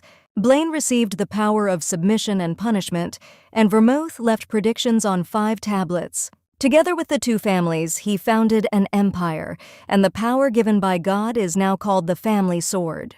She found it strange that Blaine didn't even have the ability to defend herself, unlike Netri. Sally saw the sad look on the girl's face and worried that she had done something wrong. However, the heroine immediately smiled and asked if there was anything else she could give her to read. The girl wanted to try all the ways to save the Duke, rather than regret that she had not tried anything. After that, the girls went to a tea party where Angela officially congratulated our heroine on the registration of marriage. There was a festive atmosphere at the table as the butler brought flowers for Schuer. The servant announced that it was a bouquet from His Grace, Duke Reynold. The girl was glad that her husband kept his promise and sent her flowers. The girls at the table noticed that the ribbon on the bouquet was more expensive than the flowers themselves. They explained that this is an expensive fabric that is used for sewing clothes. Shuer was surprised, because in the north he gave only flowers, and here he even tied them with a ribbon. In the late afternoon, the girl went back to the palace to attend another ball with her husband. She wondered why the man was holding another bouquet in his hands. However, the Duke noted that he had not given her a bouquet today, although he had promised to do so. Then Shuer told her that this afternoon at tea they brought her a bouquet from the Duke. The girl wondered who in this case sent her these flowers without a note. She even suggested at one point that it could have been Riley or John. At that moment, the doors opened and His Serene Highness the Duke of Blaine and his wife, the Duchess of Blaine, were introduced to all those gathered. At that time, Riley was sitting on the bare ground and did not understand why our heroine did not leave his mind. Next to him stood the butler and maid who were looking at the huge statue of the Duke. They decided where it would be better to put the statue until the return of the owners. Riley did not approve of such an obvious admiration for the human body at all. Although he said that he would look after the north, there was no need for this. The entire garden was covered in the Duchess's magic, and it was truly amazing. Unlike dark magic, sacred powers and magic do not require sacrifices. However, Blaine's swords are different. Even though they use the same magic and swordsmanship skills, the result is completely different from Netri's. Shuer had mentioned that her younger sister had blossomed, but for some reason her own magic was very similar to the energy of a sword. Riley decided to watch the Duke because he got his power at the wrong time. But suddenly something frightened the wizard so much that he dropped the flower from his hands. He turned around and saw a rooster next to him, which had a black flower in its beak. The boy was annoyed that he could be frightened by some pathetic animal. Meanwhile, in the central part, John was congratulating his masters on their official wedding. The man explained that he had visited his brother on the parade ground, so he was absent from the last ball. He was glad that the girl received a bouquet of flowers, and her work was not in vain. At that very moment, the girl was called out by her friends Brittany and Angela. It seemed as if they were up to some prank and were ready to act. The heroine asked the Duke to chat with someone else and leave her alone for a while. He was interested in his wife's behavior, but decided not to interfere. The man noted that he had something to do in the near future. In fact, it was all a distraction for Angela to roll out the cake. So Shuer grabbed her husband's hand and pulled him to the center of the hall. The girl came closer to the cake and officially congratulated the Duke on his marriage. It was a cute cake with a heart, a lit candle, and their names on it. Shuer and Duke Reynold bent over the cake together and blew out the candle. Immediately after that, the girl snatched a flower from her bouquet and decided to show off her gift. She smiled and briskly threw a delicate pink flower high into the air. Immediately afterward, the entire hall was filled with 1,000 falling petals. Rumors spread that the Netries lied when they said that only the younger sister inherited the power of blooming. Reynold looked carefully at what was happening and suggested that the cake be cut into pieces. The girl agreed with this, but asked not to break her heart in the center. Since this is a symbol of her love, it was necessary to cut off the part where the heart ends. The Duke was surprised by such a request and said that even cutting the cake was quite a task. At that moment, the prince came up to them and began to clap loudly, congratulating them on the wedding. He was very happy to be able to personally congratulate his friend on this event. However, something in his appearance especially attracted the attention of our heroine. The girl noticed that the ribbon of His Majesty the Crown Prince seemed familiar to her. She remembered that her bouquet had recently been tied with exactly the same ribbon. That is why our heroine assumed that this is the official tape of the central region. The prince leaned over to Shuer and asked for her hand in marriage to greet her officially. However, Shuer tucked her hands behind her back and pretended she didn't have them. The prince did not expect such a reaction at all, so he did not know how to react to it. Silence reigned throughout the ballroom. Everyone was waiting for Simon's reaction. After that, the girl said that her own husband should greet her first. Reynold took the girl's hand, brought it gently to his lips, and kissed her gently. All this time, the prince stood next to his outstretched hand and waited for his turn. At that moment, the father of our heroine approached the company and said that it was very rude of her not to respond to the prince's greeting. He approached the girl from behind and put his hand on her shoulder. Instead of greeting her, he immediately began to scold her for not following etiquette. However, Shur was far from timid, so she boldly threw her father's hand off her shoulder. She cheerfully remarked that the descendants of the Netri family had no manners at all. She jokingly apologized to her father for this behavior and promised him to send a bouquet as an apology. After that, she asked the maid to take this bouquet to the room and instead bring the one that was already there. Father laughed and said that the spouses had a fairly good relationship since they congratulated each other so much. The girl looked at her younger sister and didn't understand why Irina still hadn't said a word. At this time, the Duke communicated with the prince on work topics and discussed the affairs of the north. The prince recalled that the duchy is still part of the Vermouth Empire. The Duke recalled that the treaty was concluded by the previous generation, so they, as descendants, will inherit and continue it. After that, the prince promised his support and offered to ask for help if it was needed. This sounded like a manifestation of care, but in fact it was only an expression of imperial duty. Shur no longer wanted to talk about political topics, so she grabbed her husband's hand and confessed her love to him. She asked her husband to eat the part of the cake on which her name was written.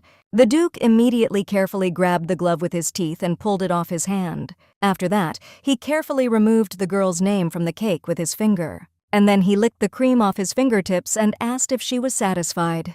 This picture almost stopped the girl's heart. She demanded gloves as a gift. The Duke had already come to terms with her antics, so he silently agreed to give them to her. The assembled people talked among themselves and discussed the behavior of the Duke and Duchess. Suddenly, our heroine unceremoniously jumped into their conversation and offered to try some cake. She walked around the hall and offered to treat everyone present in turn. At the same time, the girl started a casual conversation with each of the guests and smiled brightly. Reynold watched from afar as his wife conversed nicely with the invited guests. Shur noticed that he was watching her, so she waved her hand. She apologized to her interlocutors and asked for permission to leave for a short time to her husband. After this ball, people began to whisper that the girl was very different from her image from rumors. The heroine ran up to her husband and asked why he was looking at her so intently. Just at that moment, the maid returned and brought the bouquet that had been sent to the girl during the tea party. Even the Duke noticed that the ribbon on him looked like the ribbon of His Highness the Prince. Shur has noticed that she loves flowers, but only flowers, so she is going to return the bouquet to the sender. After that, she went to Prince Simon and Irina, who were talking to each other. Shur took her bouquet in her hands and handed it to the crown prince. She said that she was giving this bouquet as an apology, as she had promised earlier. With surprise on her face, our heroine noticed that this bouquet suits the prince more than herself. The girl hoped that Irina would undoubtedly recognize the ribbon with which this bouquet was tied. Angela had even mentioned earlier that such ribbons were used at the imperial court as a sign of secret relationships. The younger sister immediately realized the similarity and noticed that the girl quickly found a similar ribbon. However, the old sister said that she was only returning the bouquet that the prince had given her recently. Simon immediately began to make excuses that the tape had no subtext, and he sent the flowers as congratulations. At that moment, the Duke came up and said that the girl had accepted the flowers because she thought they were from him. The prince admitted his mistake, but still hoped that the girl would be able to accept his gift. However, she insisted on her own and noted that she did not accept flowers if they were not from her husband.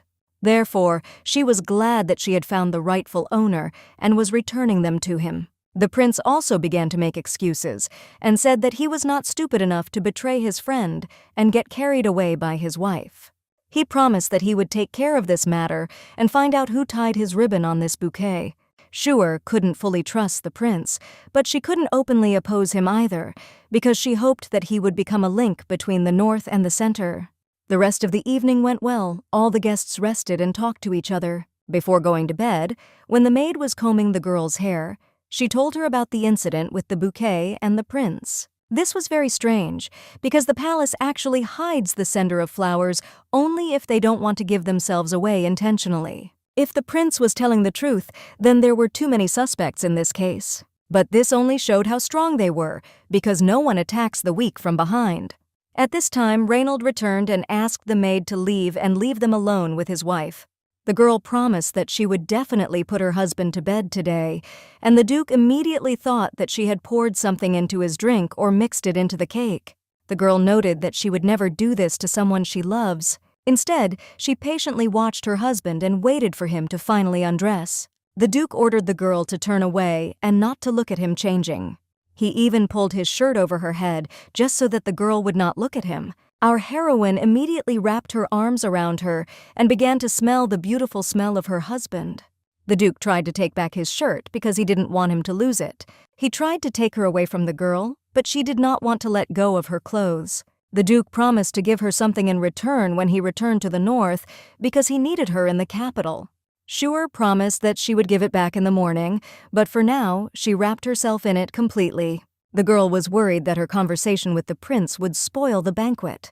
However, the Duke noted that the situation was better than it had ever been. Shure noticed that her husband's uniform suited her very well, but he still did not allow her to leave her. After that, the girl asked what plans Reynald would have for tomorrow. She began to rummage through the pockets of her shirt, hoping to find some handkerchief or something. The heroine admitted that she likes the center, but she really lacks the attention of her husband. She expressed her wishes for the man to spend more time with her. The Duke said that he and the prince had an agreement that they would not interfere in each other's internal affairs. If he breaks this promise, the prince will have power over all expeditions, and Riley will be replaced by his wizard. Shure remembered that in the original, the protagonist, the prince, was not at all interested in the North. If she hadn't interfered with the Duke's emotions, he would have asked the center for help, just like in the novel. The girl thought that she did not want her husband to bow his head to anyone. She continued to listen to her husband, but at this time she gradually fell asleep. She was still trying to stay awake longer and spend time with her husband. However, the Duke immediately realized how tired the girl really was. Shure found the Duke's hand, brought it to her face, and immediately fell asleep afterward. Sometime later, when the girl was already asleep, Reynald was still watching her. He never took his hand away from the girl and just continued to sit next to her. He silently examined his fiancée and tried to study her as best he could.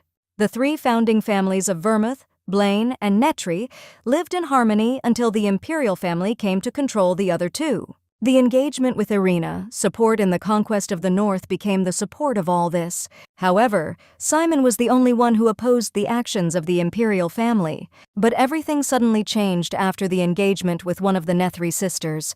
The Duke could not get the incident with the ribbon on the bouquet out of his mind. He was pulled out of his thoughts by a slight stirring next to him and the girl's sniffling. She was smiling in her sleep, and it seemed that she was dreaming something very good. The man calmly continued to watch his young wife and think. The next morning, John went into their room and found the Duke getting his papers. The man ordered his assistant to find the best and most beautiful carving ring. John was disappointed that he had been pulled out so early in the morning for such a trifle. Reynald went on to describe the ring he wanted to find for his wife. John had no choice but to obey and go in search of the necessary thing. After a while, our heroine woke up and immediately saw the Duke in front of her. She considered this a good sign and was glad that now her day would be successful. As promised, the girl took off the Duke's shirt and gave it back to him. After that, she changed her clothes and was about to leave her room when she noticed flowers. It was the Duke who brought his wife the promised bouquet of flowers for each training. He explained that he could use the local training field at will, as in the North. The Duke noticed that Jim, the chief captain of the Knights, Irina's confidant, and John's brother, was now in charge of it. The man immediately began to worry about why the Duchess was asking so many details about his brother. They continued to swear while gradually moving towards the training field. The guys were walking along the corridor of the castle when they heard other people whispering to each other. The girl asked her husband what was happening, but he did not know either. Shure was surprised because in the original story nothing was supposed to happen now. After a while, the company arrived at the training field and all the knights began to greet them. Jim walked over separately and greeted each of the newcomers. He admitted that John often complained about the girl, so he knows her quite well. Jim was even surprised that the girl was not going to scold his brother. She joked that it was okay to complain about her, but at the first complaint about the Duke, he would not blow his head off. Jim laughed and said it was just a joke as a greeting. After that, our heroine asked to show her the most suitable place to watch the training. The knight immediately suggested that we sit near the center of the training field. The girl was immediately brought a chair and apologized for not being able to find anything more comfortable. The Duke was worried that the girl would watch him train and worry. However, Shure noticed that she really wanted to take a closer look at her husband during training. Immediately after that, the Duke ordered the knights to guard the girl and went to direct the training himself. The girl noticed that she really liked the training, especially her supervisor. She watched her even more closely than a knight who had come to learn. The girl literally caught every movement of her husband with her eyes and tried to remember him as well as possible. She asked for the name of the knight who was guarding her and continued to talk to him. She explained that she liked the Duke, so it was a pleasure for her to watch him. However, the girl noticed that there was a strange atmosphere around her and asked if anything strange was going on. The knight explained that in the morning, the palace envoy visited their training ground, which is why there is such chaos here. In her mind, Shuer noted that she would need to find out what was going on after the Duke finished training. The man periodically distracted himself from the battles and watched his wife, who was chatting nicely with the knight. He didn't realize that this guy was telling such a funny thing that he managed to make the girl laugh. Because of these thoughts, the man was distracted and accidentally injured his opponent. He immediately reached out to the guy to check on his well-being and help in case of anything. The man did not have time to take a step when the Duchess immediately flew up to Reynold and began to examine him from all sides. I noticed that knights, especially imperial knights, often get wounded. However, he didn't like the fact that if they were so easily wounded, the North would soon come to an end. As soon as he finished, Shuer immediately reached for her chair and brought a bouquet of flowers from there. The girl cautiously approached the victim, despite the warning of the rest of the knights. She carefully took one of the daisies from her morning bouquet from the Duke. The girl concentrated and tried to pour as much of her power into this flower as possible. She took a couple of steps forward and handed the chamomile to the wounded knight. The man remarked that he did not deserve to receive a flower from such a high-ranking person. However, Shuer did not ask to take it, but just to take it in her hand and hold it for a while. The knights behind their backs began to whisper that this knight had been subjected to increased attention by the Duke. They even assumed that they had a secret affair when suddenly the wounded man exclaimed, "Thanks to the power of this flower, the knight's wounds began to heal and all of his pain suddenly disappeared."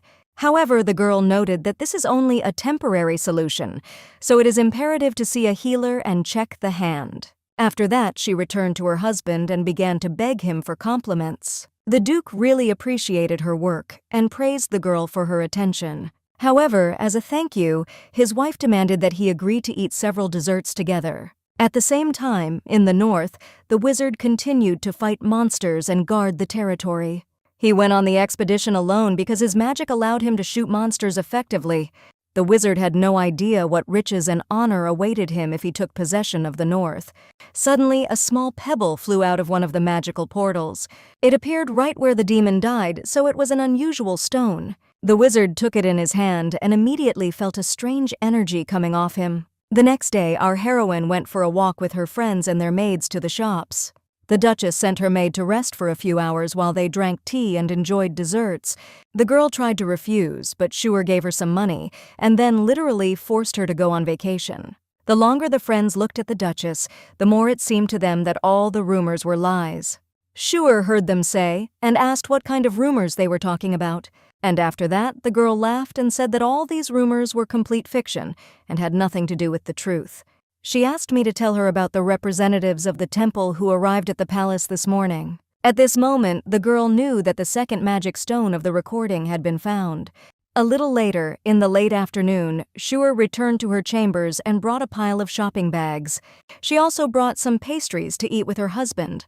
She also took out a small box and showed me beautiful blue garters. The Duke immediately noticed that they were a little too big for a girl with her physique. Then she laughed and said that she had decided to give him garters and cufflinks that would match the color of his eyes. She admitted that she likes to please her husband and give him some gifts. Therefore, the girl asked the man right now in front of her to try them on. The Duke could not resist his wife, so he carefully took the cufflinks and attached them to his shirt. Shuer was overjoyed when she saw her gift on her beloved man. She liked the fact that they could just spend time together. The second magic stone of the record was found before the first, if compared to the original. Irina's event would also take place earlier, which meant it could have been about the death of the Duke. Therefore, the girl wanted to enjoy time with her husband and quickly deal with what was happening. Reynold noticed that his wife had been reading a lot of books about the North and the temple lately. He realized that this was due to the unexpected appearance of a temple servant in the central palace. The girl was worried that the prediction could be bad and was associated with the Blaine family. If she remembered correctly, the second stone was about the brutal carnage of the Blaine family. The knight's reaction to this in the training field was also very telling. If the weakening north is announced on the stone, then everyone around will begin to encroach on it. Suddenly, the Duke slapped our girlfriend in the face and said that she was too worried. He promised that he would not do anything that might upset his dear wife. After that, the man began to get ready for an official event and promised to return late in the evening. After that, he immediately went to meet John and Jim. The men noticed that this time the Duke had a lot of jewelry on his clothes. Reynold admitted that these were all gifts from his wife, with which she spent a lot of time picking them up. He explained that Schuer was tired after her morning workout, so she decided to stay in the room. John began to worry when he heard that the girl was slightly injured. At this time, Jim asked if the Duke had made a return gift to his wife. He said that the girl tried so hard, and even if he did not like this gift, he should give her at least something in return. However, suddenly a loud cry rang out, and one of the men called out to his master in a strange way. He announced that he had found another stone of the record, which surprised everyone in the room. There was a commotion in the castle, and every now and then people in temple uniforms appeared everywhere and talked about the records. It was rumored that the magic stones of the record contained a divine mystery. It is believed that there are 5 stones, and that they are hidden throughout the continent. Previously, only 1 stone had been found, but then suddenly the second flower of Netri bloomed, and in such an unstable situation for the north, stones were found, as if they were waiting in the wings. Chaos reigned in the palace when all the stones were found at the same time. The priests communicated with each other and discussed how this could happen. Announcements about the stones found were heard from all sides, which created even more chaos. Irina stepped forward and introduced herself, then asked all the guests to remain calm and stay in their seats. The girl asked to follow the decrees and hoped for assistance from those present. John suggested that the guests of the north be gathered separately, but the Duke dismissed the idea. Talk began to spread among the crowd that these stones were not real. At that moment, the head priest appeared and called mad what any stone is now called a real magic stone of record. He noticed that there were too many people with a rich imagination in the world. The man was very annoyed that during his absence, panic and confusion began around. It was the senior priest, a man with fine white hair, Cedric. Subordinates knew about his habit of slacking off, so they did not allow the man to escape. At that moment, Prince Simon came up to Cedric from behind and greeted him. He expressed his hope that the senior priest would be able to quickly identify the real stones and reassure all those gathered. At that moment, Irina stepped forward and brought some magic stones she had found. Cedric looked at them and immediately said that the stone itself and the font on it were a blatant fake. Among the crowd, there was immediately talk that there was a madman who dared to fake the holy stone.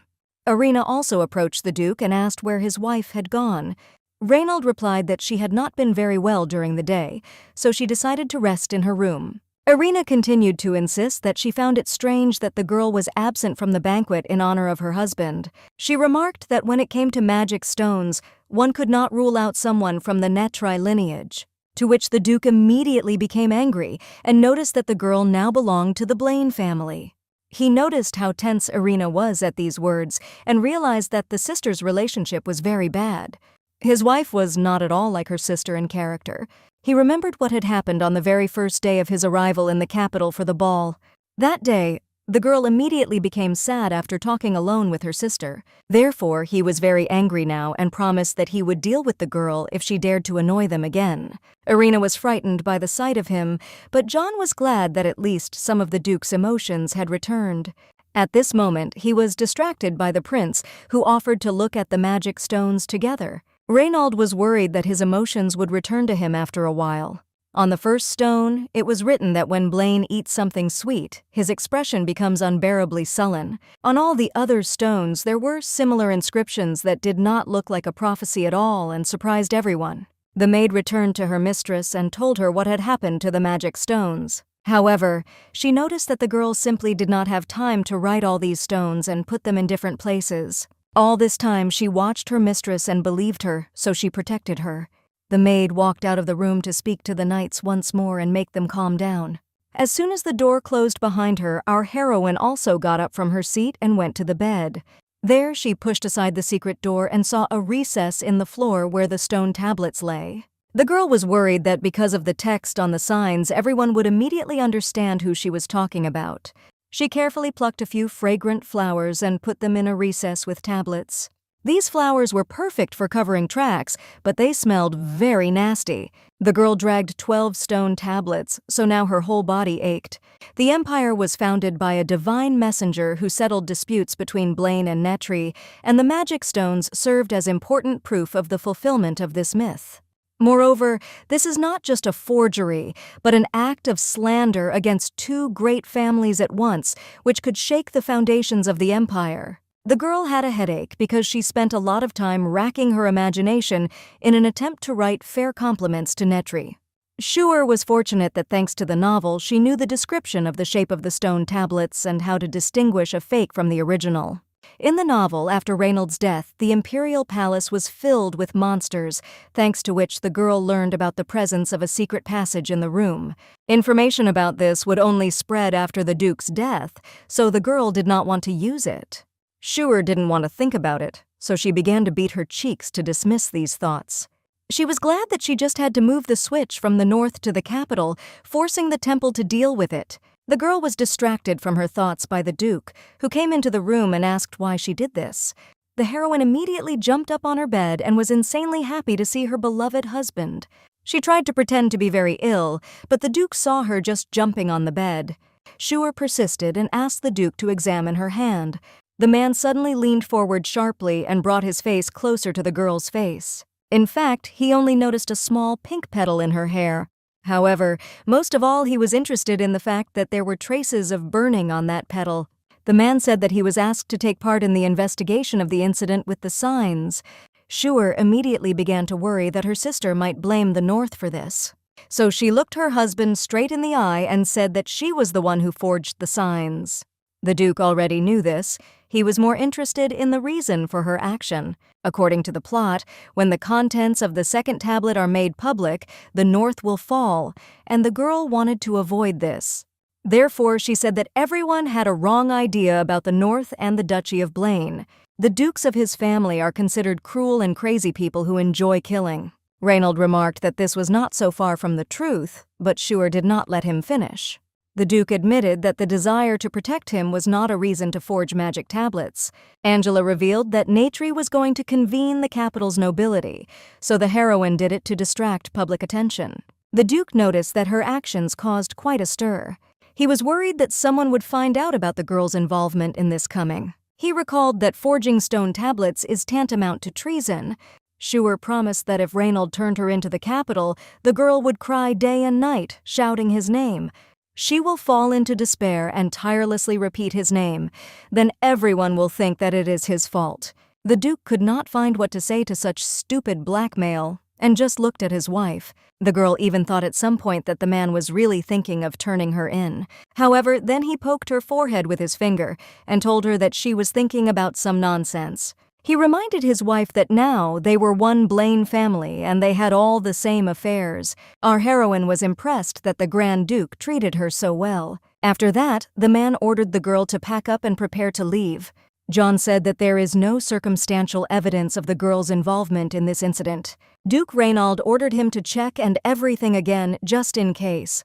He couldn't believe that with such a small body, Schuer was rushing around the imperial palace, laying out heavy stone tablets everywhere. A little later, the girl changed her clothes and left the room and took her husband by the hand.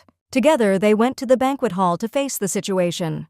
The Duke and Duchesses entered the hall. Everyone around them immediately began to whisper. Irina immediately stepped forward and said that she had heard about the girl being late due to fatigue. Schuer said that she spent a lot of energy when she was walking with her friends, so she was tired. She noticed that recovering from the flower depended on a person's physical strength, so she couldn't use this ability. The heroine also added that during the vacation she sorted gifts for her husband. She divided things into those that the Duke would use and those that he would take with him to the north. Irina's subordinate approached her and confirmed the girl's words that she really bought a lot of things and was engaged in sorting. He also confirmed the words that before that, the girl walked around the city and shopped with her friends. Irina was amazed at her older sister's extravagance, but there was nothing she could do about it. She thanked the girl for her cooperation. The Duke and Duchess looked after Irina, who was moving farther and farther away from them. Because of their bad relationship, it might seem from the outside that the girl mixes personal feelings with state affairs. At that moment, our heroine saw the high priest, who was described in the novel as more beautiful than any woman. Cedric guessed that the forger knew something about the real stone tablets, so he ordered to find him immediately. In the novel, he was the only person on the continent who received the blessing of God. Once he came to the temple just to be given blood and food. Therefore, day after day, he prayed with all his heart to live without effort. God heard his prayers, and Cedric became high priest in no time. One day, an assistant came to him and said that it was necessary to look at the stone tablets found in the mountains and bless the wedding. The man was annoyed by the fact that the aristocrats were unable to do anything without his help and constantly distracted him. Once the man dreamed of just enjoying a carefree life. Now he was forced to solve other people's affairs. He didn't understand why there had been so many reports of stone tablets lately. Having received a report that the Rocky Mountain was covered with stone tablets, Cedric had to lead a campaign of priests. On top of that, they had to verify the authenticity of the tablets, restore them, and even translate them. That is why the man went crazy from the amount of work done and just wanted to relax. Therefore, he did not want to hear anything about the fact that stone tablets began to appear in the emperor's palace. He even ordered his assistants to carry him straight to the palace while he lay down and rested. However, the moment Cedric saw the tablet with his own eyes, his thoughts changed. When the stone tablet absorbs the divine power, the symbol of the god appears on it. This was a way to distinguish a real tablet from a fake. However, if a person with mediocre strength did it, he could lose his life, so no one but him would dare to do it. However, this forger knew about the symbol of the god moreover, although in the tablet, the divine power is faint, although it is slightly different. This meant that there was a person who survived after engraved the pattern on the tablet. That was why Cedric was glad that there was an unfortunate man who would do all the work for him. This is how the man guessed that the forger knew something about the real tablets. Due to the rules of the temple, he could not tell about it, but suggested that the official announcement of the second tablet be postponed. Shur was glad that her plan had worked and that she had caught the attention of the high priest. She was a little surprised that the high priest's explanation was different from the original novel. The Duke remarked that Cedric had never caused trouble, even though he looked a little strange. The heroine knew that fake signs for the temple were a huge insult. However, the high priest looked too relaxed, as if he was even glad about it. The girl thought to talk to Cedric, but she was distracted from this by her friends. They were worried that the girl did not feel well after a walk together. They were also worried that they could bore the girl with their stories. Shur had just said goodbye to her friends, was about to go to Cedric, when she noticed that he was gone. At that moment, he himself approached her from behind, which frightened the girl very much. Out of fear, she accidentally pushed him, and the high priest bit his tongue. Our heroine immediately came to her senses and formally greeted her, as etiquette requires. Now it would be good for our heroine to find a topic to talk to him. Therefore, she asked permission to take a minute of time from him and recommend her a date for the wedding. Now the man understood why the girl was staring at him so much and refused her request. He began to give some advice, which confused our heroine even more. Shur said that she had already received the consent of the bridegroom, but the high priest misunderstood her. Seeing Cedric's condition, the girl decided to leave him behind and deal with it without the help of the temple. The man was only happy about this and said that you should not blame everything on the temple, but you should live your life on your own. Because of his words, the girl realized that she could do anything to her heart. However, at that moment, his assistant appeared behind the priest and said that he could not use the halo and divine power to look more beautiful in the eyes of people. After that, the assistant introduced himself as Kyle and asked what happened. The high priest began to say that he had fallen in love with another girl, but the heroine did not agree with this. She said that she already had a lover who did not look like a priest at all and looked several hundred times better. The assistant immediately apologized for the misunderstanding and for the narcissism of his boss. At that moment, the Duke approached them, who noticed that his wife was talking to someone. Kyle immediately recognized the Grand Duke of the North and congratulated him on his recent marriage. He promised that as an apology for what happened, they would help find the best date for the wedding of Blaine and Netri. The high priest heard the girl's name and was very surprised because he thought that she should become the successor of her family. At that moment, the company was approached by a knight who had been wounded recently and thanked Netri for her help with the recovery. He apologized for his rudeness and thanked the girl for helping him heal. Our heroine gladly accepted the bouquet in gratitude and asked to take better care of herself in the future. After that, the knight bowed to the girl once more and went back to his business. Schuer was glad that the incident on the training field ended so well. At one point, it even seemed to her that the Duke had become a little jealous of her. A little later in the evening, the guys were in their room and were doing business. The Duke looked through the documents, and his wife walked around him and begged him to go to bed together. The man could not understand why the girl would not give up and stop wanting to see his sleeping face. Schuer apologized for accepting flowers from another man in the presence of the Duke this afternoon. She was very afraid that she could extremely upset him with this behavior. When she received the bouquet, the Duke's mood seemed strange and tense to her. Due to the forgery of the signs, the girl spent 3 whole days in the room, and on the 4th she finally went outside and was able to take a walk. She came to the training field and saw that during this time the knights had built a real throne for her and shelter from the wind and dust. First of all, the girl greeted her husband and said that she would watch him. She showed her the tent the knights had made for her and asked her to rest with her. However, it turned out to be too small and was a place where only our heroine can enter. Suddenly, the attention of the guys was attracted by a noisy crowd that was celebrating the victory of Commander Irina. The girl was the first Southerner to hold this honorable position. Even her sister was forced to admit that Irina's position wasn't just due to cunning.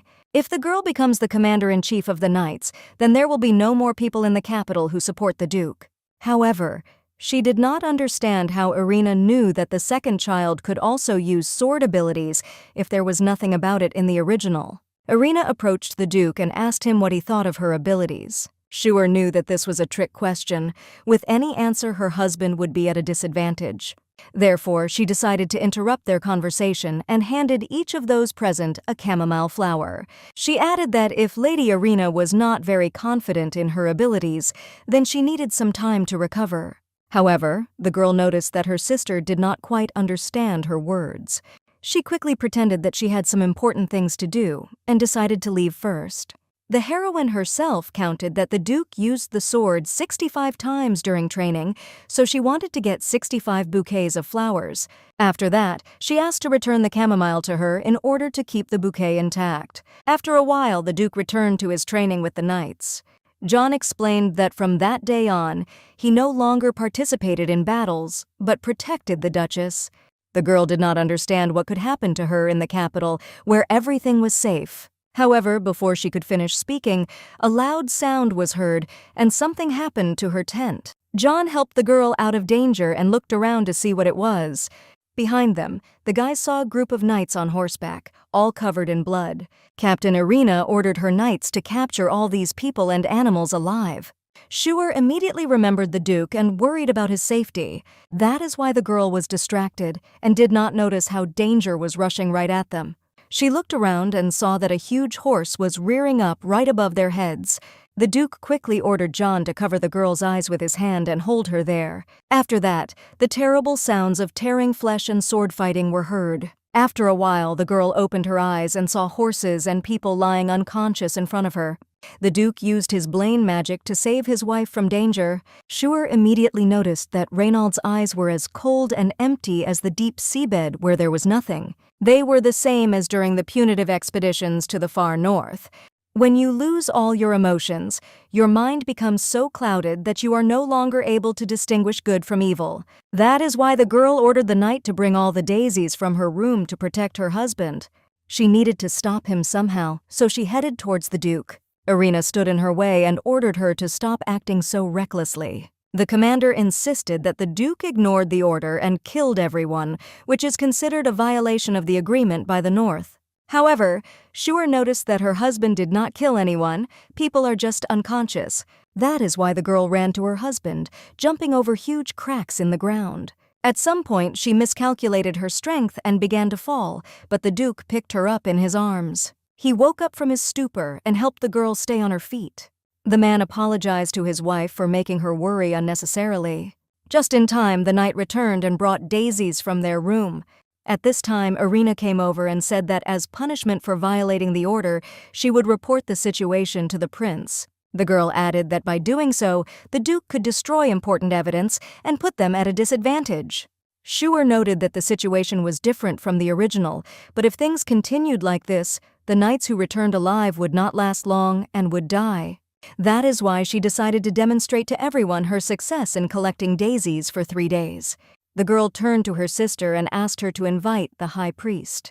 Duke Reynold felt that strange feeling again, as if there was only one emptiness inside him. The man seemed to be in a space where there was nothing around him. The Duke did not even remember at what moment and for what reason he drew his sword. Suddenly, something bright and bright began to appear through this oppressive darkness. In the next moment, he heard a loud voice calling out to his name. The man looked up and saw that it was his own wife calling him. He saw a girl who was recklessly jumping over a very deep ditch. He did not understand at all why such a fragile woman behaved so strangely. At the last moment, the man managed to put his hands up and catch the girl, saving her from falling. After that, the surviving knights began to run around the training field and help those who suffered. The assistant reported to Irina that all these knights came from the border areas. A couple of minutes later, the chief medic and his junior assistants ran up to them. At that moment, Irina announced that the defenses in the north had been broken by the monsters. According to the original, the only victims were the knights who accompanied the temple attendants who announced the appearance of the tablets. However, this time others were also affected, as the delegation of the church stayed a little longer in the capital. The Duke carefully examined the victims and said that their wounds were too neat, and the monsters could not have inflicted such damage. While the crowd was arguing among themselves, Schuer whispered to her husband that she would distribute her healing daisies to all the victims. The Duke listened to the whispering of people around him and began to doubt what had happened. However, Schuer noted that she trusts her husband unconditionally and will always be on his side. She believed his words implicitly and was ready to support any of his decisions. After that, the girl turned to the victims and offered them daisies, which could relieve the pain for a while. The girl knew that at this rate, all the wounded would die, and the North would take full responsibility for this incident and be completely isolated from the world. Therefore, she needed to find knights who could confirm that it was not a monster attack. People and animals were still scared, so they reacted sharply when someone unknown approached them. Fortunately, John was able to calm the horse and protect his mistress from being injured. The girl could not reach the wounded soldier on horseback, so John lifted her up. Schuer was a little embarrassed to be in such a position in the arms of her subordinate. The girl only hoped that her daisies would help the wounded to hold out until the arrival of the high priest. Kyle announced that there were only 3 dead and 27 wounded knights in the incident. Immediately afterward, the high priest used his magical power and helped all the wounded to heal. Divine power surrounded him and helped all the people he passed by. Schuer was imbued with Cedric's magical powers that aided her plan. The man was very narcissistic, so he was happy when the girl praised him. As a token of gratitude for saving the knights, she handed him one of her daisies. Cedric took the flower in his hands and looked at it intently, feeling something. He looked carefully at all the knights and noticed that they were holding exactly the same flowers in their hands. The man turned to his assistant and asked if he noticed anything strange in these flowers. He had never heard before that the future heads of the Netri family had daisies blooming, because the flower of the heiress should be lantana. The subtle power that was felt in the daisy was very similar to the one that the high priest felt in the false tablets. That was why he thought that in one generation of the family, 2 people with the ability were born at once.